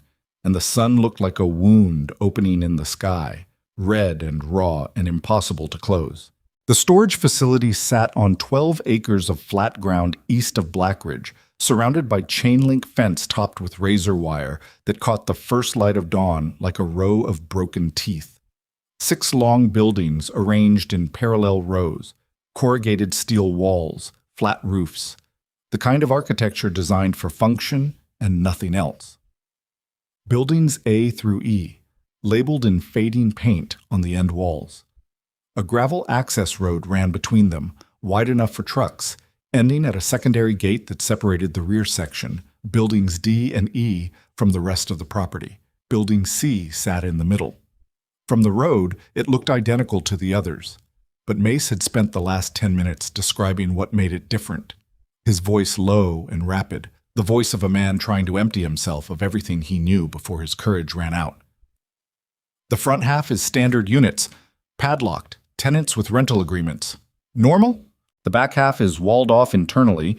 You can't see it from the corridor. There's a steel fire door at the halfway point, keypad access, same code as the perimeter gate. Behind that door, it's Croy's. Office, the clean room, a loading bay that connects to the rear lot. The cameras cover the front entrance, the corridor, and the rear gate. Nothing inside the clean room itself. Croy doesn't want footage of what happens in there. Security? Kell asked. 2 men minimum. Rotating. They park a black SUV at the rear gate. Ex-military types, private contractor firm out of Richmond. They carry sidearms. I've seen long guns in the vehicle, but never out. Shift change. 6 a.m. and 6 p.m. If Shale's running this personally, there could be more. They were parked a quarter-mile north, behind an abandoned lumber yard whose chain-link fence had been peeled back by weather and neglect. The 4 bikes sat in a row under a sagging carport, engines ticking as they cooled. The sky was shifting from deep red to pale gray, the color of dishwater, the color of a day that hadn't decided yet whether it wanted to exist. Gideon checked his phone. 5:22 a.m. Shale's message had said sunrise. That gave them maybe 30 minutes before whatever Shale had planned would begin. The message said, "Come alone," Dutton said. "He's expecting one man walking through the front door He's expecting me to be stupid," Gideon said. "He's expecting grief and panic and a man who doesn't think clearly when a kid's life is on the line." Is he wrong? Gideon looked at Dutton. The question was legitimate. Dutton wasn't challenging him, he was calibrating, checking the instrument before the operation. The medic's instinct: assess the patient's state before you cut. "He's wrong," Gideon said. "I'm angry, but I'm not stupid, and I'm not alone." He laid it out, simple, direct, the kind of plan that works precisely because it doesn't try to be clever.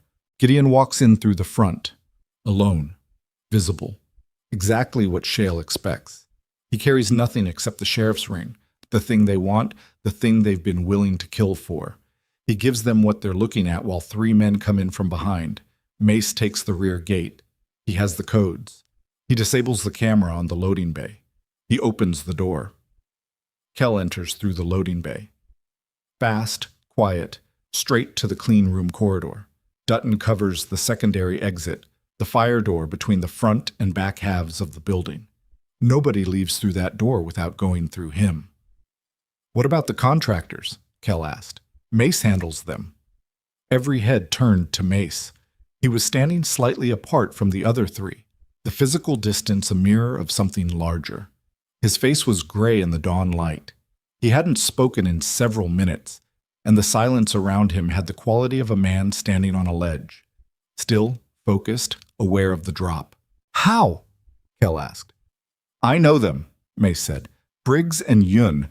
They've been on Croy's payroll for 3 years. They know me. They trust me. If I show up at the rear gate alone, they'll open it. They won't expect..." "Won't expect what?" Mace looked at Gideon. In his eyes, something that had been drowning for 7 years finally broke the surface. "They won't expect me to choose a side." Nobody responded. There was nothing to say. Trust is not rebuilt with words. It's rebuilt with actions, and the action Mace was proposing was the kind that either redeems a man or ends him, with no middle ground. 5:38, Gideon said. "We move." They left the bikes at the lumberyard, too loud, too visible. The quarter-mile to the storage facility was covered on foot, 4 men moving through the gray morning like shadows that had detached from their owners. The air smelled like wet gravel and diesel, and the faint chemical tang of the nearby water treatment plant. A crow called from a power line. Nothing else moved. Mace split off first. He circled wide, approaching the rear of the property from the east, using the tree line along the drainage ditch as cover. Gideon watched him go, the thick silhouette moving through the gray light, the familiar gait, the slight hitch in his left knee from an old injury that the VA had never properly treated.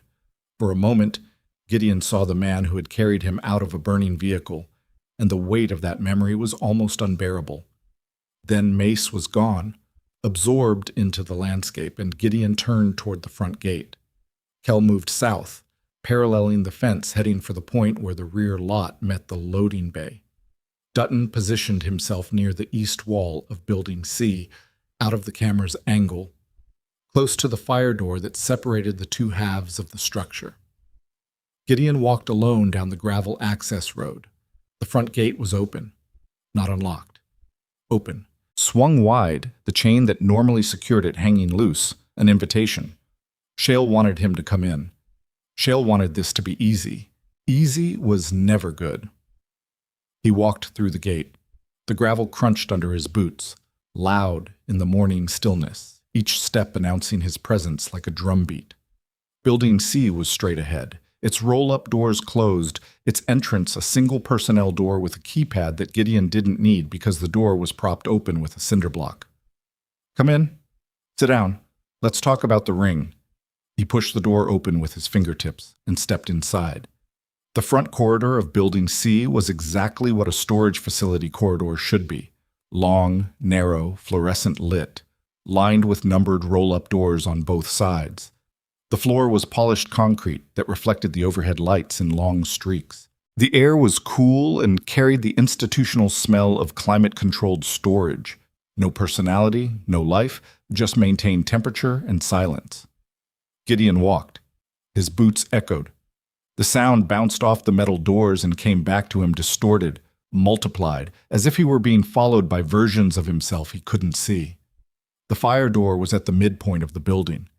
Heavy steel, painted gray, with a keypad lock and a small window of reinforced glass. Through the glass, Gideon could see the back corridor. Same layout, same fluorescent lights, but the doors on this side were different. No numbers, no padlocks, solid steel with industrial hardware. The keypad beeped. The door unlocked with a mechanical clank. Someone on the other side had buzzed him through. He pushed through the fire door and heard it lock behind him with a sound that traveled up his spine like voltage. The back corridor was shorter. 4 doors, 2 on each side. At the end, an open doorway leading into a room lit with the harsh white glare of work lights, the kind contractors use on construction sites, portable, merciless, designed to eliminate every shadow. Deputy Cole Shale was standing in the doorway. He was tall, taller than Gideon remembered, or maybe it was the light adding inches. Early 40s, lean, with the angular face of a man who had grown up being told he was smart and had spent his adult life proving it in ways that weren't always legal. He wore his uniform, pressed, creased, badge polished, the costume of legitimacy that he'd been hiding behind since the day Mercer stopped being a problem. Gideon. He said the name the way you'd say the name of a dog that had finally come when called. Patient, slightly amused. "You came alone. You told me to." "I did. I'm impressed. I wasn't sure you'd listen." "I'm a good listener. Where's the girl?" Shale stepped aside. Behind him, the clean room was exactly what Mace had described. A space that shouldn't exist inside a storage facility. Drywall, acoustic panels, a desk, filing cabinets. And in the corner, sitting in a metal folding chair with her hands zip-tied behind the backrest, was Wren. The bruise on her face was worse than the photograph.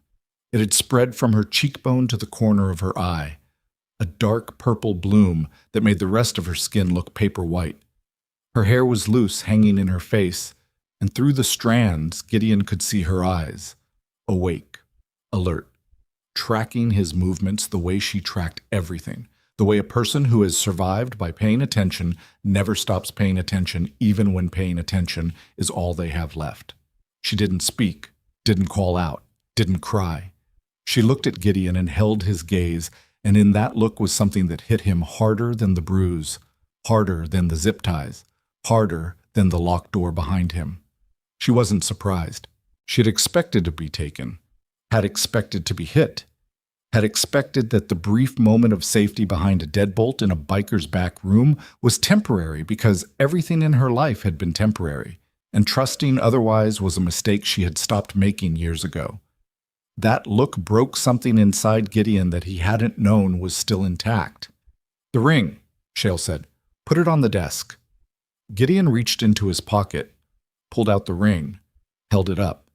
The silver caught the work lights and threw reflections across the ceiling. Tiny stars in a windowless room. First, she walks out. "That's not how this works." "Tell me how it works." Shale smiled. It was the smile of a man who has rehearsed a conversation and is pleased that the other person is following the script. You give me the ring. You give me whatever you took from under the gas station, the laptop, the drives, the files, all of it. And then you and every member of your little motorcycle club leave Blackridge and don't come back. The girl goes into the system, foster care, group home, whatever. She disappears into paperwork. Nobody gets hurt. Nobody goes to prison. Everybody walks away. And Mercer made his choices. He chose to investigate things that were bigger than him. That's a tragedy, not a crime. It is a crime. It's murder. It's a closed case with no evidence and no witnesses. I have evidence. You have stolen property obtained through breaking and entering. Nothing you took from that gas station or that bunker is admissible. Your lawyer, if you can afford one, will tell you the same thing. You entered private property without a warrant, seized materials without authorization, and transported them across county lines. Any first-year public defender could get it suppressed in 10 minutes. Gideon felt the words land. They were precise, calculated, and they were probably correct. Shale had the law on his side in the narrow, technical sense that corrupt men always have the law on their side because they build their crimes inside the law's blind spots. But the law wasn't the only stage, and admissibility wasn't the only audience. I didn't bring the evidence, Gideon said. I brought the ring. Shale's smile thinned. Where's the rest? Somewhere you won't find it, and it's not going to a courtroom. Then where? Gideon didn't answer. He looked past Shale at Wren. She was watching him with an intensity that made the air between them feel solid. Her hands were moving behind the chair. Small movements, barely visible. The kind of movements a person makes when they've been working on zip ties for hours, and the plastic is finally starting to give. Smart girl. Brave girl. Stupid brave girl who collected scrap metal and survived on the street and noticed cameras that nobody else noticed and had been quietly freeing herself while two men talked about her like she was a piece on a board. Gideon needed to give her more time. You know what Mercer said in his video? Gideon said. The one he recorded before you had him killed? Shale's face changed. Not much. A tightening around the eyes, a stiffness in the jaw. But enough. He hadn't known about the video. Hadn't known Mercer had left a recording. That was the first crack in the wall, and Gideon drove into it. He named you, named Croy. Named the shell companies, the contract laundering, the money routes. He spent months building that case, Cole, alone. Because he knew his own department was rotten and you were the rot. If such a video existed, which I doubt, it would be inadmissible for the same reasons. I'm not talking about court. I'm talking about the internet. I'm talking about every phone in Blackridge. I'm talking about the Harvest Festival next week when 1,200 people gather in the town square and the big screen goes up for the movie night that Harlan Croy sponsors every year. Gideon paused. Let the image form. Imagine that screen showing something other than a movie. Imagine Mercer's face. Imagine his voice. Imagine every person in that square hearing their sheriff explain exactly who killed him and why. Shale's composure cracked. Just a fissure. But fissures are how everything breaks. You're bluffing. You kidnapped a 16-year-old girl. You beat her. You zip-tied her to a chair. Do I look like I'm bluffing? The room went quiet. The work lights hummed. Somewhere in the building, a compressor kicked on, and the vibration traveled through the floor like a distant heartbeat. Shale reached for his belt. His hand moved toward his sidearm. Not drawing, not yet, but resting on the holster. The gesture of a man reminding everyone in the room that he had options. You're not walking out of here, Gideon. I'm not the one who needs to walk out. Shale's brow creased. The sentence didn't make sense to him yet. Gideon could see him processing it, turning it over, looking for the trick. Behind Shale, behind the desk, behind the filing cabinets, the loading bay door at the rear of the clean room moved. Not opened, moved. A quarter inch, silently. The kind of movement that only happens when someone on the other side is testing the mechanism before committing. Mace had done his job. Gideon kept his eyes on Shale, kept his face neutral, kept talking. The ring isn't the evidence, Cole. The ring was the map. And the map led us to everything, every document, every recording, every name. And right now, tonight, copies of all of it are sitting in the hands of people who aren't in Blackridge and aren't under your control and don't give a damn about your admissibility arguments. This was a lie. The evidence was still in Gideon's jacket, still in the lumberyard, still with the bikes. But lies told to men who hurt children are not lies. They are tools. And Gideon used them the way a surgeon uses a scalpel, with precision and without apology. Shale's hand tightened on his holster. Who? Federal contacts. Mercer had them. Names, numbers, direct lines. You didn't know about those either, did you? You thought you'd contained him. You thought wiping his investigation file and cleaning his office and parking his cruiser behind the building was enough.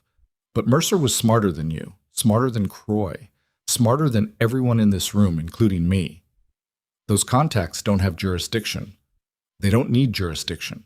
They need probable cause. And when a dead sheriff's video confession lands on their desk alongside 7 years of financial records and the name of every official who took a cut, probable cause isn't going to be a problem. Shale drew his weapon. The sound of the gun clearing leather was small and specific.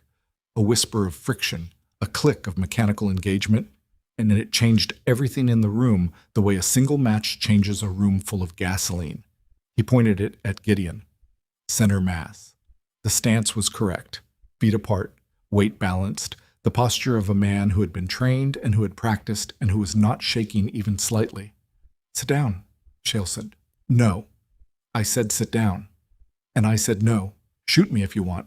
Put a bullet in an unarmed man in a room with a teenage witness while 3 of my brothers know exactly where I am. See how that plays in front of the federal contacts I just told you about. Shale's finger was on the trigger guard. Not the trigger, the guard. The difference between those two positions was about a 1/4 inch and about a lifetime of consequences. And Gideon watched that finger the way you watch a snake deciding whether to strike. There's no one else here, Shale said. You came alone. The loading bay door opened. Not slowly, not tentatively. It rolled upward in one clean motion.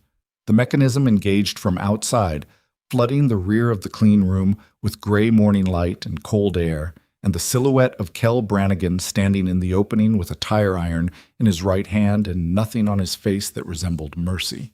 Shale spun. The gun swung toward the loading bay. Gideon moved. He covered the distance in 2 strides. His left hand closed around Shale's wrist, the gun hand, and twisted inward, the direction the human wrist doesn't want to go. The direction that causes the fingers to open involuntarily because the tendons are designed to release under torsion, not hold.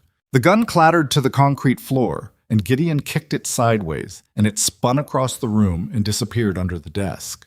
Shale threw an elbow. It connected with Gideon's jaw, hard, accurate.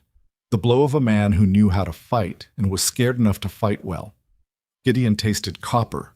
His vision flickered. He held on. They went to the ground.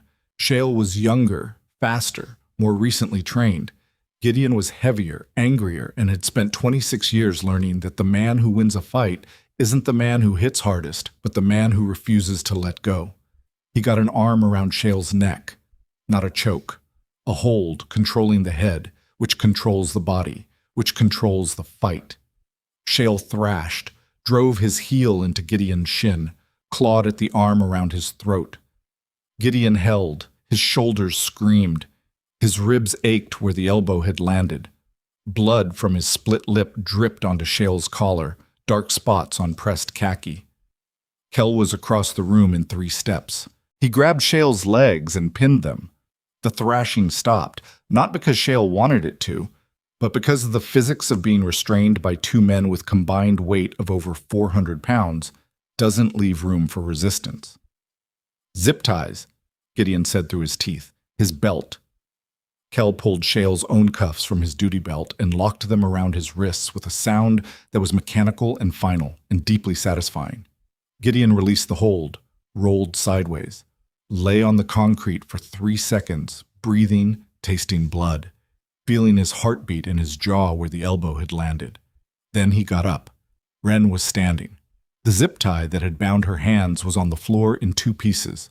She'd worked through it, or broken it, or found something sharp enough to cut it while everyone was focused on the fight. She was rubbing her wrist, the skin raw and red, and she was looking at Gideon with an expression that contained so many things at once: relief, anger, gratitude, defiance, that no single word could capture it. "You okay?" Gideon asked. "I've been worse." The answer was heartbreaking because it was true. Mace appeared in the loading bay doorway.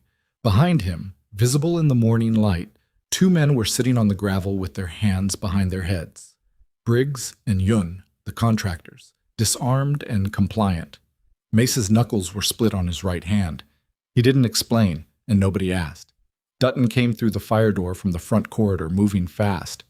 "We've got a problem. Croy's coming. I saw headlights on the access road. 2 vehicles moving fast." Gideon wiped the blood from his lip with the back of his hand, looked at Shale on the floor, looked at Wren standing free, looked at the loading bay door, the gray morning, the gravel lot where 2 disarmed contractors sat in the cold. "How long?" 3 minutes, maybe less." "Is it just Croy?" 2 vehicles, could be anyone." Gideon's mind moved fast. 3 minutes. 2 incoming vehicles. Unknown occupants. A restrained deputy on the floor, 2 disarmed contractors outside, and a 16-year-old girl with bruises on her face standing in a room that contained enough evidence to destroy a network, but not enough time to transport it anywhere safe. The plan had been get Wren out. The plan had worked. But the plan hadn't accounted for Harlan Croy arriving before they could leave, and now the clean exit was gone, and the only exit left was the kind that required going through whatever was coming. "Wren, go with Dutton, fire door, front corridor, out the main entrance. The bikes are a quarter-mile north behind the lumberyard. You ride with Dutton. You don't stop for anything." "I'm not leaving." "That's not a request." "I don't care what it is. I found the ring. I found the camera. I'm the reason any of this is happening. You don't get to send me away like I'm a package." Gideon looked at her. 16 years old, 100 pounds, a bruise on her face the size of his fist, standing in a room where a man had just pointed a gun at another man's chest, surrounded by bikers twice her age and 3 times her weight, and she was arguing. He didn't have time to argue back. "Stay behind Dutton. Don't move unless he tells you to move. Do you understand?"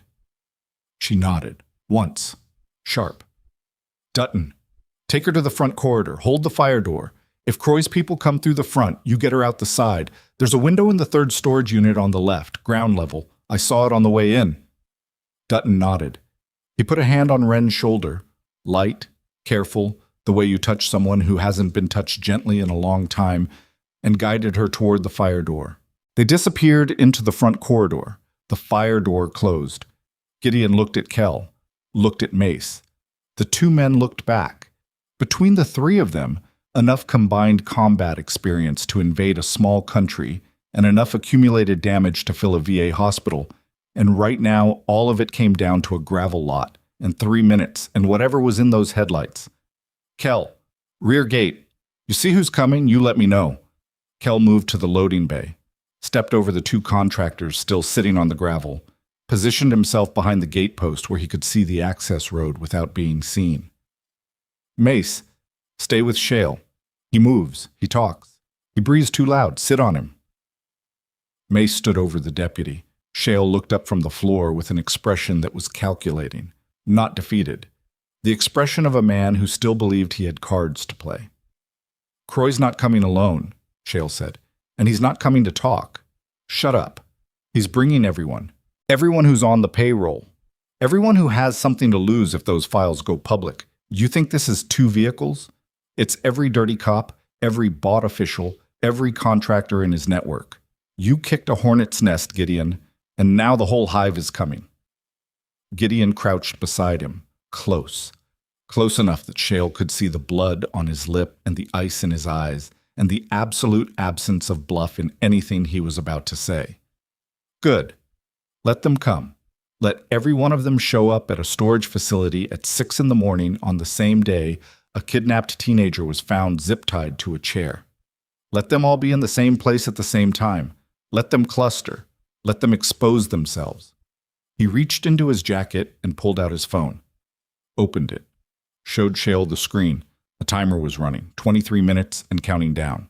Below the timer, a scheduled upload. Mercer's video, the financial records, the incorporation documents, the surveillance footage, queued to transmit to 14 email addresses, 3 news organizations, and the State Attorney General's digital evidence portal. Kell set it up an hour ago, Gideon said. Automatic, untouchable. If I don't cancel it manually with a code that only I know, everything goes public in 22 minutes. To everyone, simultaneously. Shale's face lost its color. The calculating expression collapsed into something raw, the look of a man who has just realized that the game he was playing had rules he didn't know about. You can't, I already did. So, here's what happens. Your people show up. They see 2 disarmed contractors and a cuffed deputy and a building full of evidence they can't destroy in 22 minutes. And then they make a choice. They either start cooperating or they watch their names go live on every screen in the state. From the loading bay, Kell's voice, tense, controlled. 2 SUVs, black, tinted windows, pulling through the rear gate now. Gideon stood, rolled his shoulders, felt the pain in his ribs and jaw, and the deeper pain in the place where Mace's betrayal sat like a broken bone that hadn't been set yet. He walked to the loading bay door and stepped out into the gray morning. The 2 SUVs stopped 30 feet away, engines idling, headlights on, cutting through the dawn light, making Gideon squint. For a moment, nothing moved. The gravel lot, the fence, the razor wire catching the first real sunlight, the sound of engines and wind, and his own heartbeat, loud and steady and deliberate. The driver's door of the first SUV opened. Harlan Croy stepped out. He was exactly what his photograph in the local paper suggested. Mid-60s, silver-haired, well-built for his age, wearing a canvas jacket over a pressed shirt that cost more than most people in Blackridge made in a week. His face was the face of a man who had spent decades being trusted. Open, warm. The kind of face that made you want to shake his hand and believe whatever he said next. But his eyes were wrong. In the headlights, in the gray dawn, his eyes had the flat, assessing quality of a man who had stopped seeing other people as people a very long time ago and now saw only problems, assets, and obstacles. He looked at Gideon, looked at the loading bay behind him, looked at the 2 contractors sitting in the gravel. "You've made a mess," Croy said. "Your deputy kidnapped a child." "My deputy was managing a situation that you created by stealing property that doesn't belong to you. It belonged to Elias Mercer, and Mercer is dead because of you." Croy's expression didn't change. Not a flicker, not a twitch. The absence of reaction was more disturbing than any anger would have been. It was the blankness of a man for whom other people's deaths are administrative events, problems to be logged and resolved and filed away. Mercer was a public servant who exceeded his mandate and suffered the consequences of poor judgment, Croy said. That's not murder. That's natural selection. Gideon felt the words hit him like shrapnel, not because they were persuasive, but because they were genuine. Croy believed what he was saying, believed it the way powerful men believe that the world belongs to them and everyone else is just renting space. Doors opened on both SUVs. Men stepped out. 4, 5, 6. Gideon counted them as they emerged into the headlights, some in uniforms, some in plain clothes, some with badges visible, some without. The dirty cops, the bought officials, the network that Mercer had spent months mapping and that was now standing in a gravel parking lot at sunrise because a biker with a dead man's ring had forced them out of their shadows and into the light. Gideon pulled out his phone, held it up so Croy could see the screen. 17 minutes, he said. In 17 minutes, every piece of evidence Elias Mercer collected goes to the State Attorney General, 3 news desks, and 14 other addresses that I chose specifically because they can't be bought, threatened, or silenced. Croy looked at the phone. His expression shifted for the first time, a micro-movement, almost imperceptible, the slight tightening of the muscles around his mouth that comes when a man who controls everything encounters the one thing he can't. "You can stop it," Croy said. Not asking, telling. "I can, if the girl walks free. If every man standing in this lot puts his hands where I can see them. And if someone tells me where Elias Mercer's body is, so his family can bury him with the dignity you stole. The gravel lot went silent. 7 men stood in the headlights. Inside the building, a deputy lay cuffed on the floor. At the rear gate, Kell stood with a tire iron. At the fire door, Dutton stood with a girl who had started all of this by picking up a ring in the mud. And Gideon stood in the middle of it, bleeding from the mouth, aching in every joint, holding a phone with a countdown timer that represented the only leverage he had against an entire corrupt system. 15 minutes. Croy smiled. It was a terrible smile, warm, practiced, the smile of a man who has talked his way out of rooms far more dangerous than this one. Let me tell you what's going to happen, Gideon. You're going to cancel that upload. You're going to hand over the ring, the drives, and every copy you've made. And then you're going to take your people and leave this county tonight. Because if you don't, if that evidence goes public, it won't just destroy me. It'll destroy Mace. His name is on every document, his signature, his accounts. He goes down with me, and you know it. The words landed in the space between them, and Gideon felt their weight because they were true. Mace was compromised. Mace was legally culpable. If the evidence went public, Mace would face the same charges as Croy and Shale and everyone else in the network. There was no version of this where the truth came out and Mace walked free. Croy knew it, had always known it. That was the design. The reason you bring a man into the machine, the reason you put his name on the documents and his signature on the filings. Not just for the money, for the leverage, for the moment when someone tries to bring the machine down, and you can point to the wreckage and say, your man is in here too.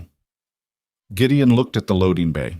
Inside, in the shadows, Mace was standing over Shale, and he had heard everything, and his face was the face of a man who understood that his own salvation and the girl's safety were on opposite sides of a scale, and there was no way to lift one without lowering the other. 13 minutes. From inside the building, Mace's voice. Clear, steady. The voice of a man who has finally stopped running from the thing he's been running from for 7 years. Let it go, Gideon. Gideon turned. Mace walked out of the loading bay into the gray light.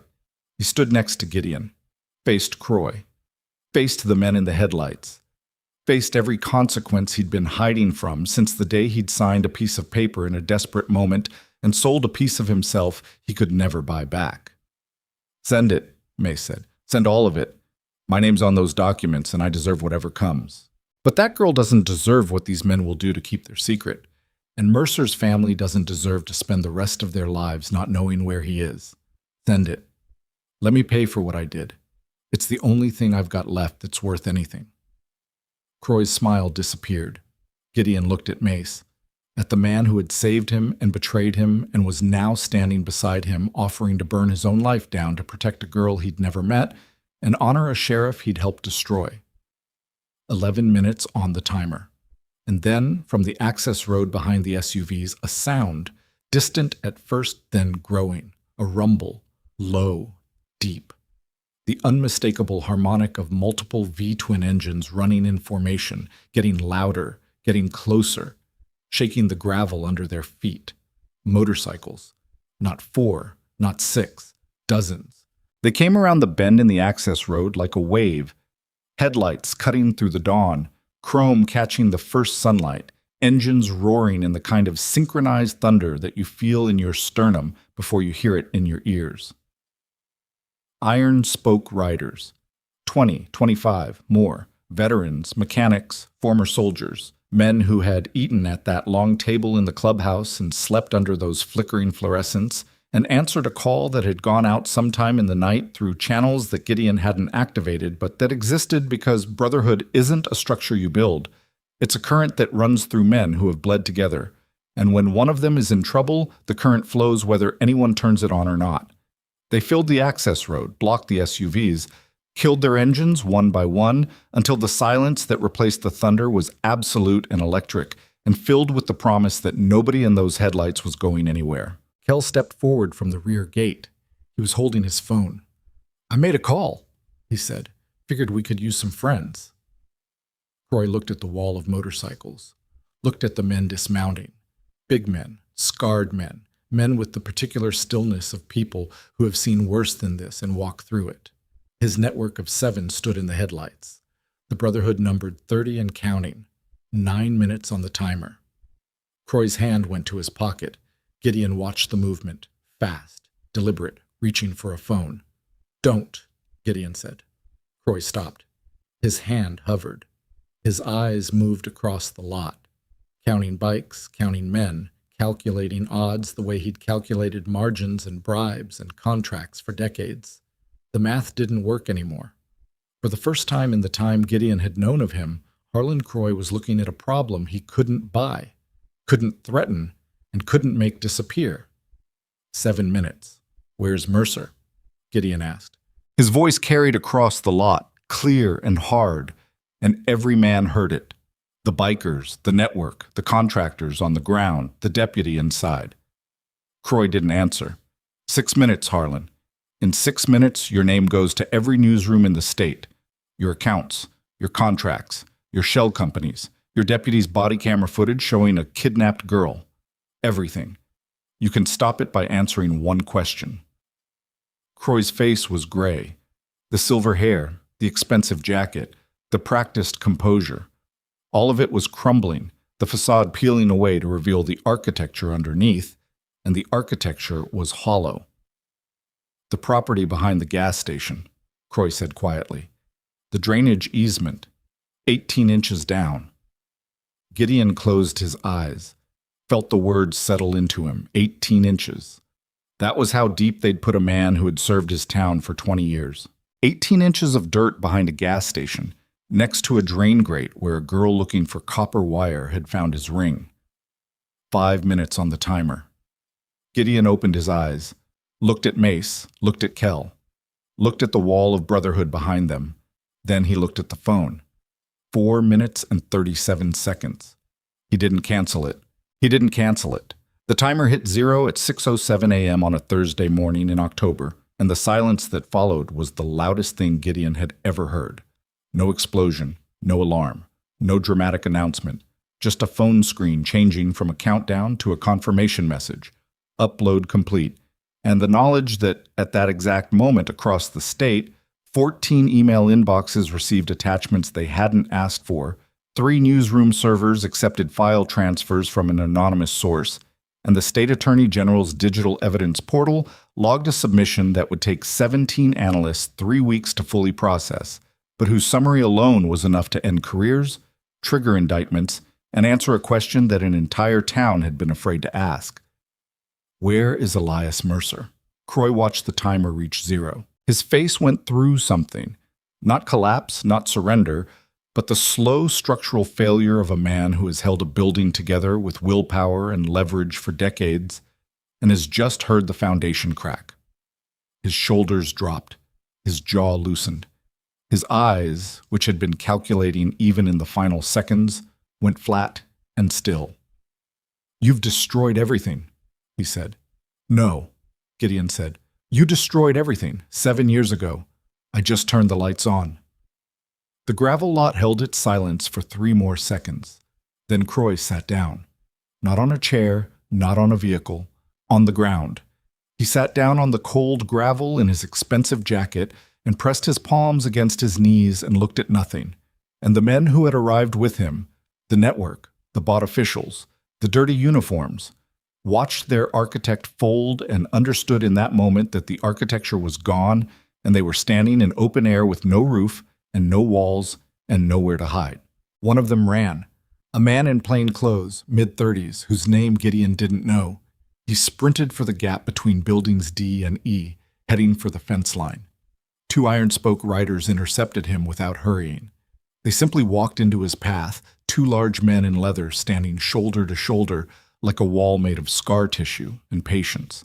And the man stopped and put his hands up and stood there breathing hard while the morning light crept across the gravel and turned everything the color of ash. Nobody else ran. The math was clear. 30 bikers, 7 compromised men, 2 disarmed contractors, a cuffed deputy on a concrete floor, and somewhere in the digital ether, a dead sheriff's voice explaining everything to everyone who needed to hear it. Kel made the calls. State police first, Then the Attorney General's office directly. The number from Mercer's federal file, a direct line to a deputy AG named Carver, who listened for 90 seconds and then said 3 words: "Don't let anyone leave." Gideon walked back into Building C. Shale was still on the floor. Mace was still standing over him. The clean room was exactly as they'd left it. Work lights blazing, the chair where Wren had been tied sitting empty, the zip tie fragments on the concrete like shed skin. "It's done," Gideon said. Mace nodded. His face was the face of a man who has just jumped off a cliff and is still falling and doesn't know yet whether there's water below or rock. But the jump was made. The decision was irreversible. And in the irreversibility, there was something that looked, from a certain angle, like peace. "They'll come for me," Mace said. "Yeah. I'll cooperate. Everything I know. Every meeting, every payment, every conversation. I'll give them all of it." "I know you will." "Gideon!" Mace's voice dropped. Quieter now. The voice of a man speaking to someone he loves across a distance that might be permanent. "I need you to know something. Kandahar. The vehicle. The 47 minutes. That was real. None of the rest of it. The money, the documents, the lies. None of it changes what happened in that desert. I carried you out because you were my brother. That part was always true." Gideon looked at him, at the split knuckles and the gray face and the eyes that were leaking something that wasn't a tears, but was close enough. He wanted to say something adequate, something that matched the weight of 23 years of brotherhood and 7 years of betrayal and 1 night of redemption that might not be enough to balance any of it. What he said was, "I know." 2 words, insufficient, imprecise, but honest, which was the only currency that still had value in this room. The state police arrived at 7:22 a.m. 4 cruisers, no sirens, moving with the deliberate speed of an operation that had been authorized at a level above the local chain of command. They came through the front gate in a line and parked in formation across the access road. And the troopers who stepped out were not Blackridge officers, were not county deputies, were not anyone who had ever shaken Harlan Croy's hand at a town council meeting or cashed a check with his signature on it. They were clean. Gideon could see it in the way they moved, precise, methodical, following a protocol that didn't include looking the other way. They secured the lot, separated the individuals, began the process of documentation that would take weeks to complete and years to adjudicate. Croy was placed in the back of a cruiser. He didn't resist. He didn't speak. He stared straight ahead through the partition glass with the empty expression of a man who has already begun the mental process of calculating his legal options, which were diminishing by the minute. Shale was escorted out of Building C in handcuffs, his own, the ones Kell had locked around his wrists, and placed in a separate vehicle. As he passed Gideon, he stopped. The troopers allowed it. Maybe they wanted to see what would happen. "This won't end the way you think," Shale said. Gideon looked at the bruise on Wren's face, visible through the fire door where she stood next to Dutton in the front corridor, watching everything with the unblinking focus of a girl who had learned that looking away was a luxury she couldn't afford. "It already ended the way I think," Gideon said. Shale was led to the cruiser. The door closed. The engine started. And then he was gone, and the space where he had stood was just gravel and morning light, and the faint smell of exhaust. Mace turned himself in. He walked to the senior trooper, a woman in her 50s with a face like carved granite and eyes that had seen every kind of human failure, and said his name, and said he was cooperating and said he had information.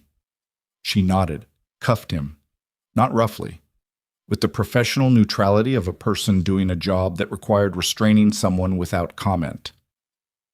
As the trooper led him toward a cruiser, Mace turned back one last time. His eyes found Gideon across the lot, 20 feet of gravel and cold air, and the wreckage of a brotherhood that would never be the same. He didn't say goodbye. He nodded. Once. The way soldiers nod when they're being separated by circumstances that are bigger than sentiment. And then he was in the cruiser and the door was closing, and Gideon was standing in the gravel watching the vehicle pull away.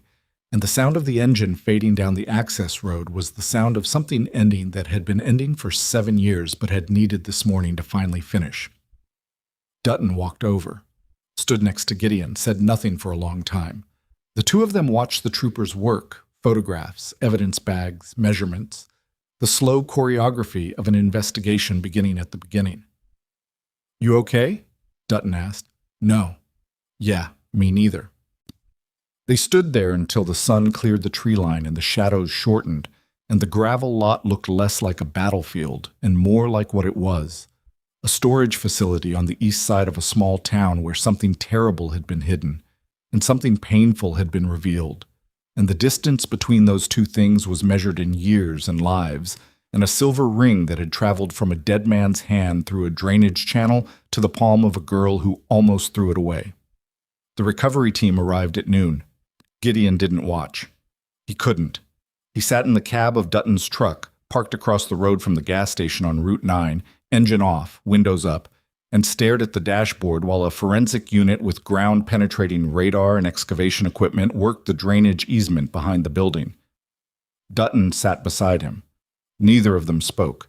The silence was the kind that exists between two people who understand that some moments don't need words, and some pain doesn't need narration. At 2:47 p.m., a trooper walked across the road and knocked on the truck window. Gideon rolled it down. "We found him," the trooper said. 18 inches, like the man said. "We'll need formal identification from next of kin, but the personal effects are consistent. Shield, wallet, wedding band." The wedding band. Gideon hadn't thought about the wedding band. Mercer had worn 2 rings, the sheriff's family ring on his right hand and a plain gold wedding band on his left. The family ring had traveled through a drain and ended up in a girl's palm. The wedding band had stayed with him, in the ground, 18 inches down, because even the people who killed him hadn't bothered to take the ring that meant the most. "His wife," Gideon said, "Diane Mercer. She lives on Prospect Street, 3rd house from the corner, white siding, green door." "Oui?" "Someone should tell her before she sees it on the news." "I'll do it."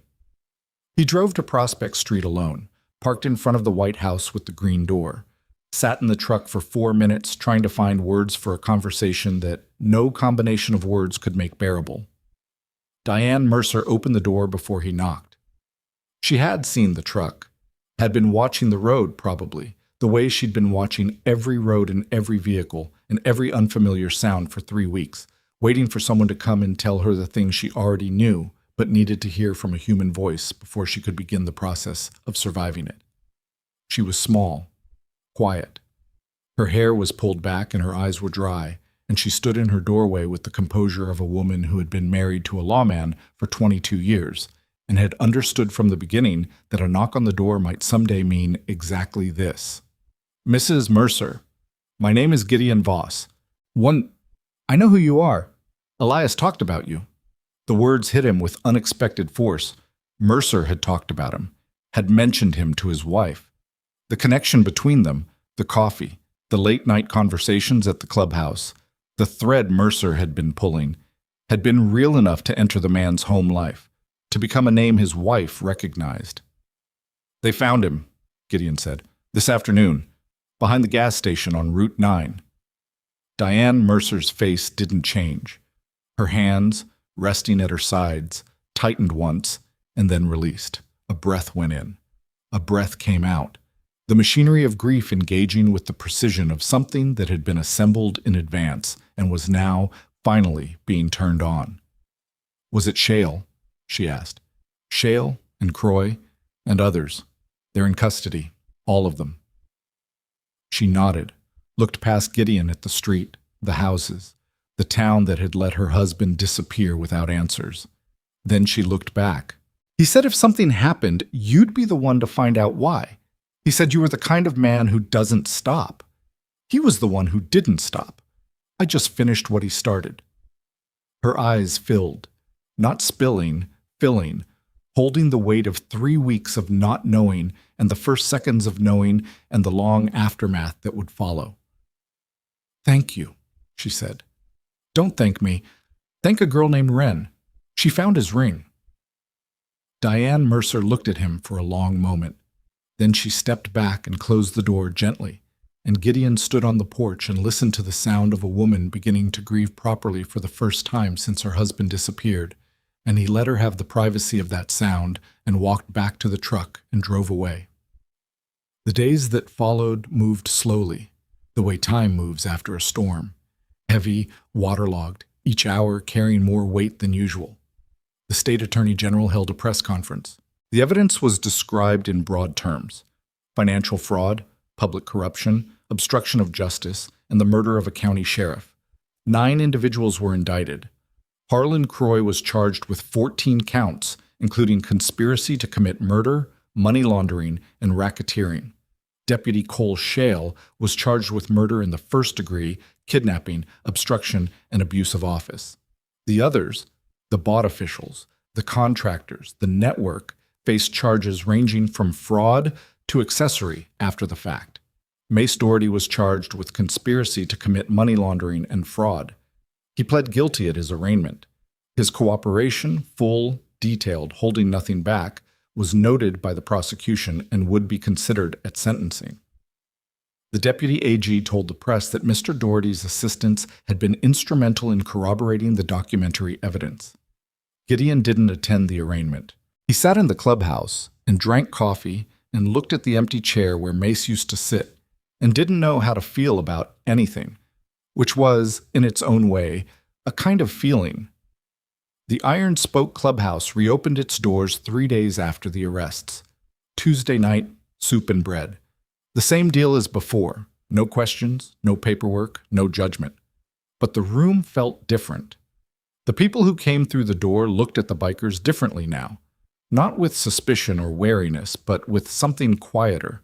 Something that didn't have a name but expressed itself in nods and brief eye contact, and the occasional murmured thank you that the bikers accepted without ceremony. 22 people ate that first night, the most they'd ever served. Wren didn't leave. The morning after the arrests, a social worker from the county had arrived at the clubhouse with paperwork and a foster placement recommendation and the brisk, efficient manner of someone who processed children the way other people processed invoices, by number, by category, by available slot.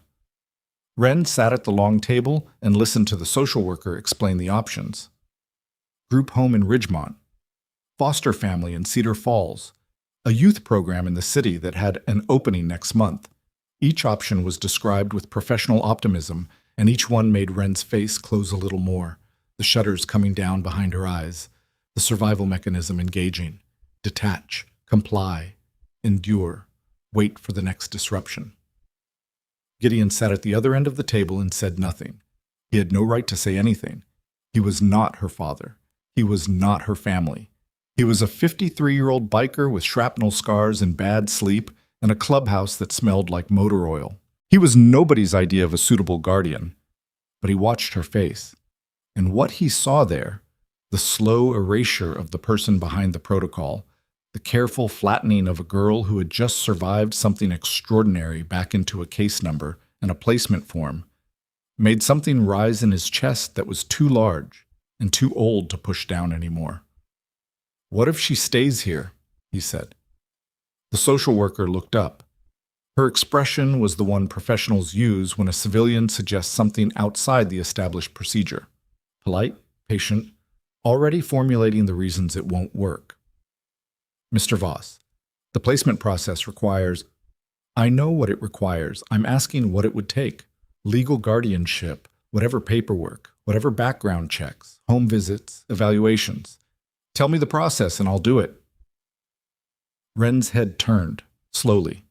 The shutters behind her eyes opened half an inch. The social worker looked at Gideon, looked at the clubhouse, the cinder block walls, the long table, the flickering fluorescent lights, the row of motorcycles visible through the window. She was calculating, measuring the distance between what the system preferred and what the situation actually needed. "It's not simple," she said. "There are requirements: stable housing, financial verification, background clearance, a home study by a licensed—" "I have a house, 2 bedrooms, paid off. I have income, disability, and the shop. I have no criminal record, check it. And I have references from every family that's walked through that door in the last 6 years."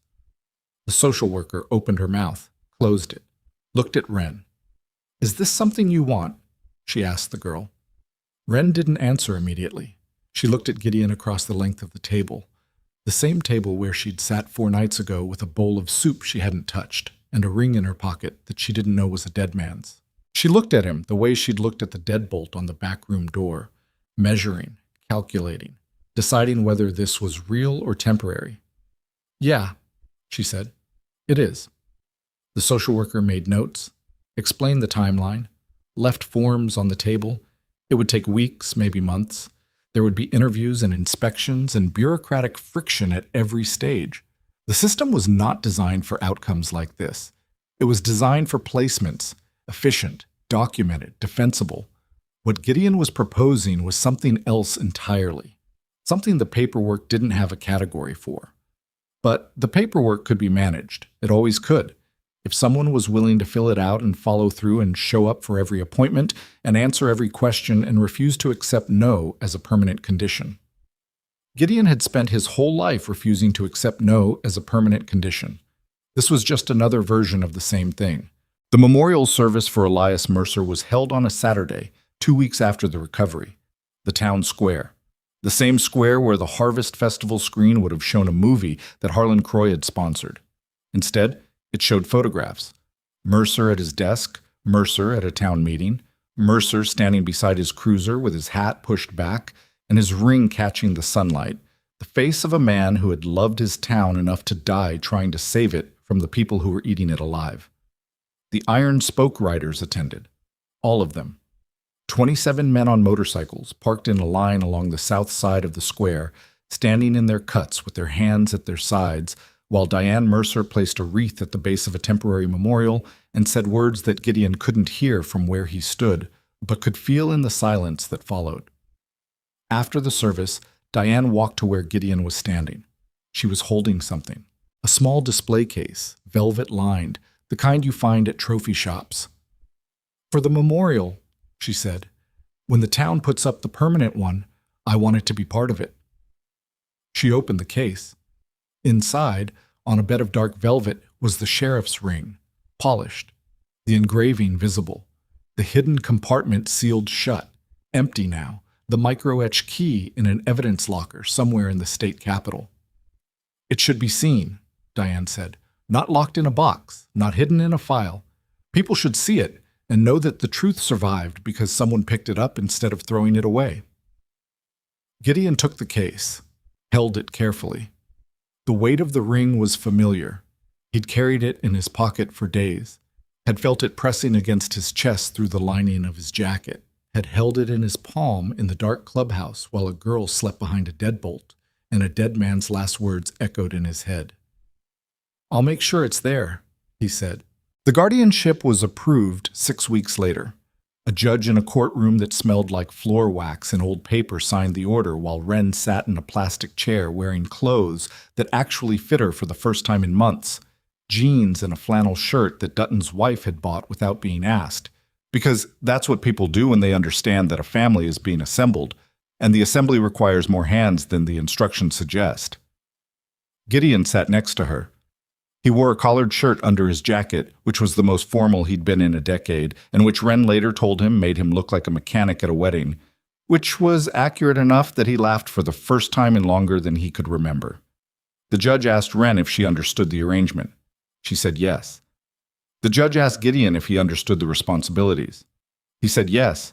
The judge asked both of them if they entered into this voluntarily and without coercion, and they both said yes.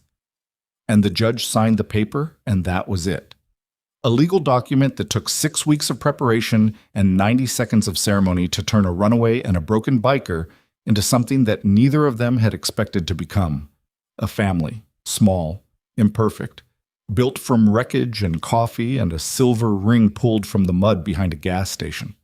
The permanent memorial was installed in the town square on the first day of December. A granite base, a bronze plaque, and behind glass, mounted on velvet, the sheriff's ring, polished, visible, the engraved family crest facing outward so that anyone who stopped to read the plaque could also see the ring and understand that truth doesn't disappear just because someone buries it. It waits, in the dirt, in the silence, in the places nobody thinks to look. It waits for the person who bends down and picks it up and carries it to someone who knows what it means. Gideon and Wren rode past the gas station on Route 9 on a Sunday afternoon in late November.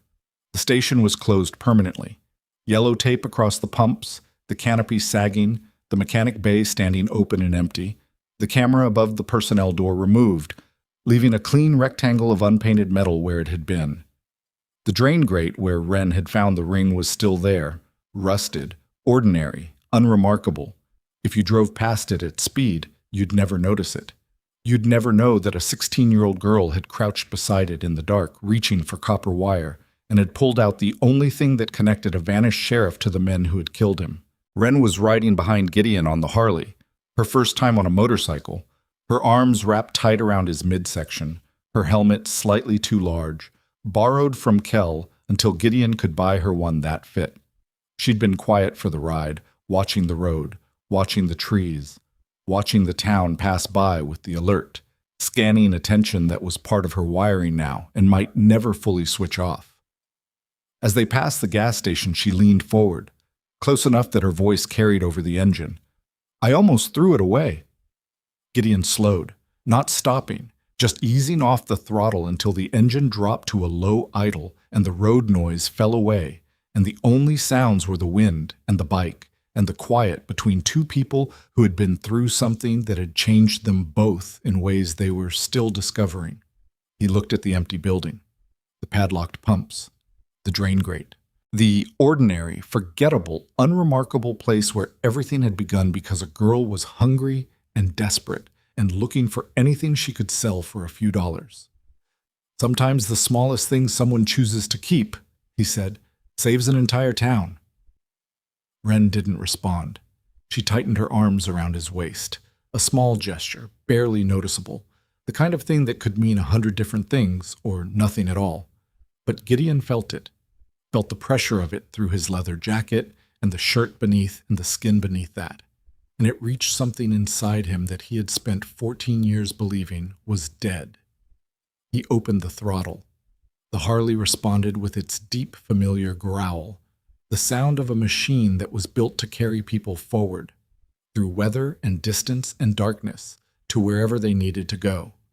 They rode past the gas station and didn't look back. Behind them, the building sat empty in the afternoon light, and the drain grate rusted quietly beside the concrete apron, and the wind moved through the broken canopy with a sound like an exhale, like a town letting go of a breath it had been holding for a very long time. Ahead, the road curved through the mountains toward Blackridge, where a clubhouse with cinder-block walls and flickering lights would serve soup on Tuesday night, where 20 or 30 or 40 people would sit at a long table and eat without being asked where they came from, where a man with scarred hands would pour coffee into chipped mugs, and a girl who used to collect scrap metal would help clear the dishes and lock the door at the end of the night, and the space heater would click in the back room, and the motorcycles would sit in a row outside like sleeping animals, and the cold would come, and the cold would go, and the building would hold. It would hold because that's what shelters do. Not the ones made of concrete and steel. The ones made of people who have been broken and rebuilt, and who understand that the only thing worth building in a world that keeps tearing things down is a place where someone can walk in hungry and walk out fed, walk in frightened and walk out safe, walk in alone, and walk out knowing that alone is no longer the only option available. Gideon rode. Wren held on. The road unwound before them like a promise that didn't need to be spoken because it was already being kept, 1 mile at a time, one Tuesday at a time, one plate of soup at a time, in a town that had learned the hard way that the people who protect you aren't always the ones wearing badges. Sometimes they're the ones wearing leather. And sometimes the smallest thing someone chooses to keep saves everything.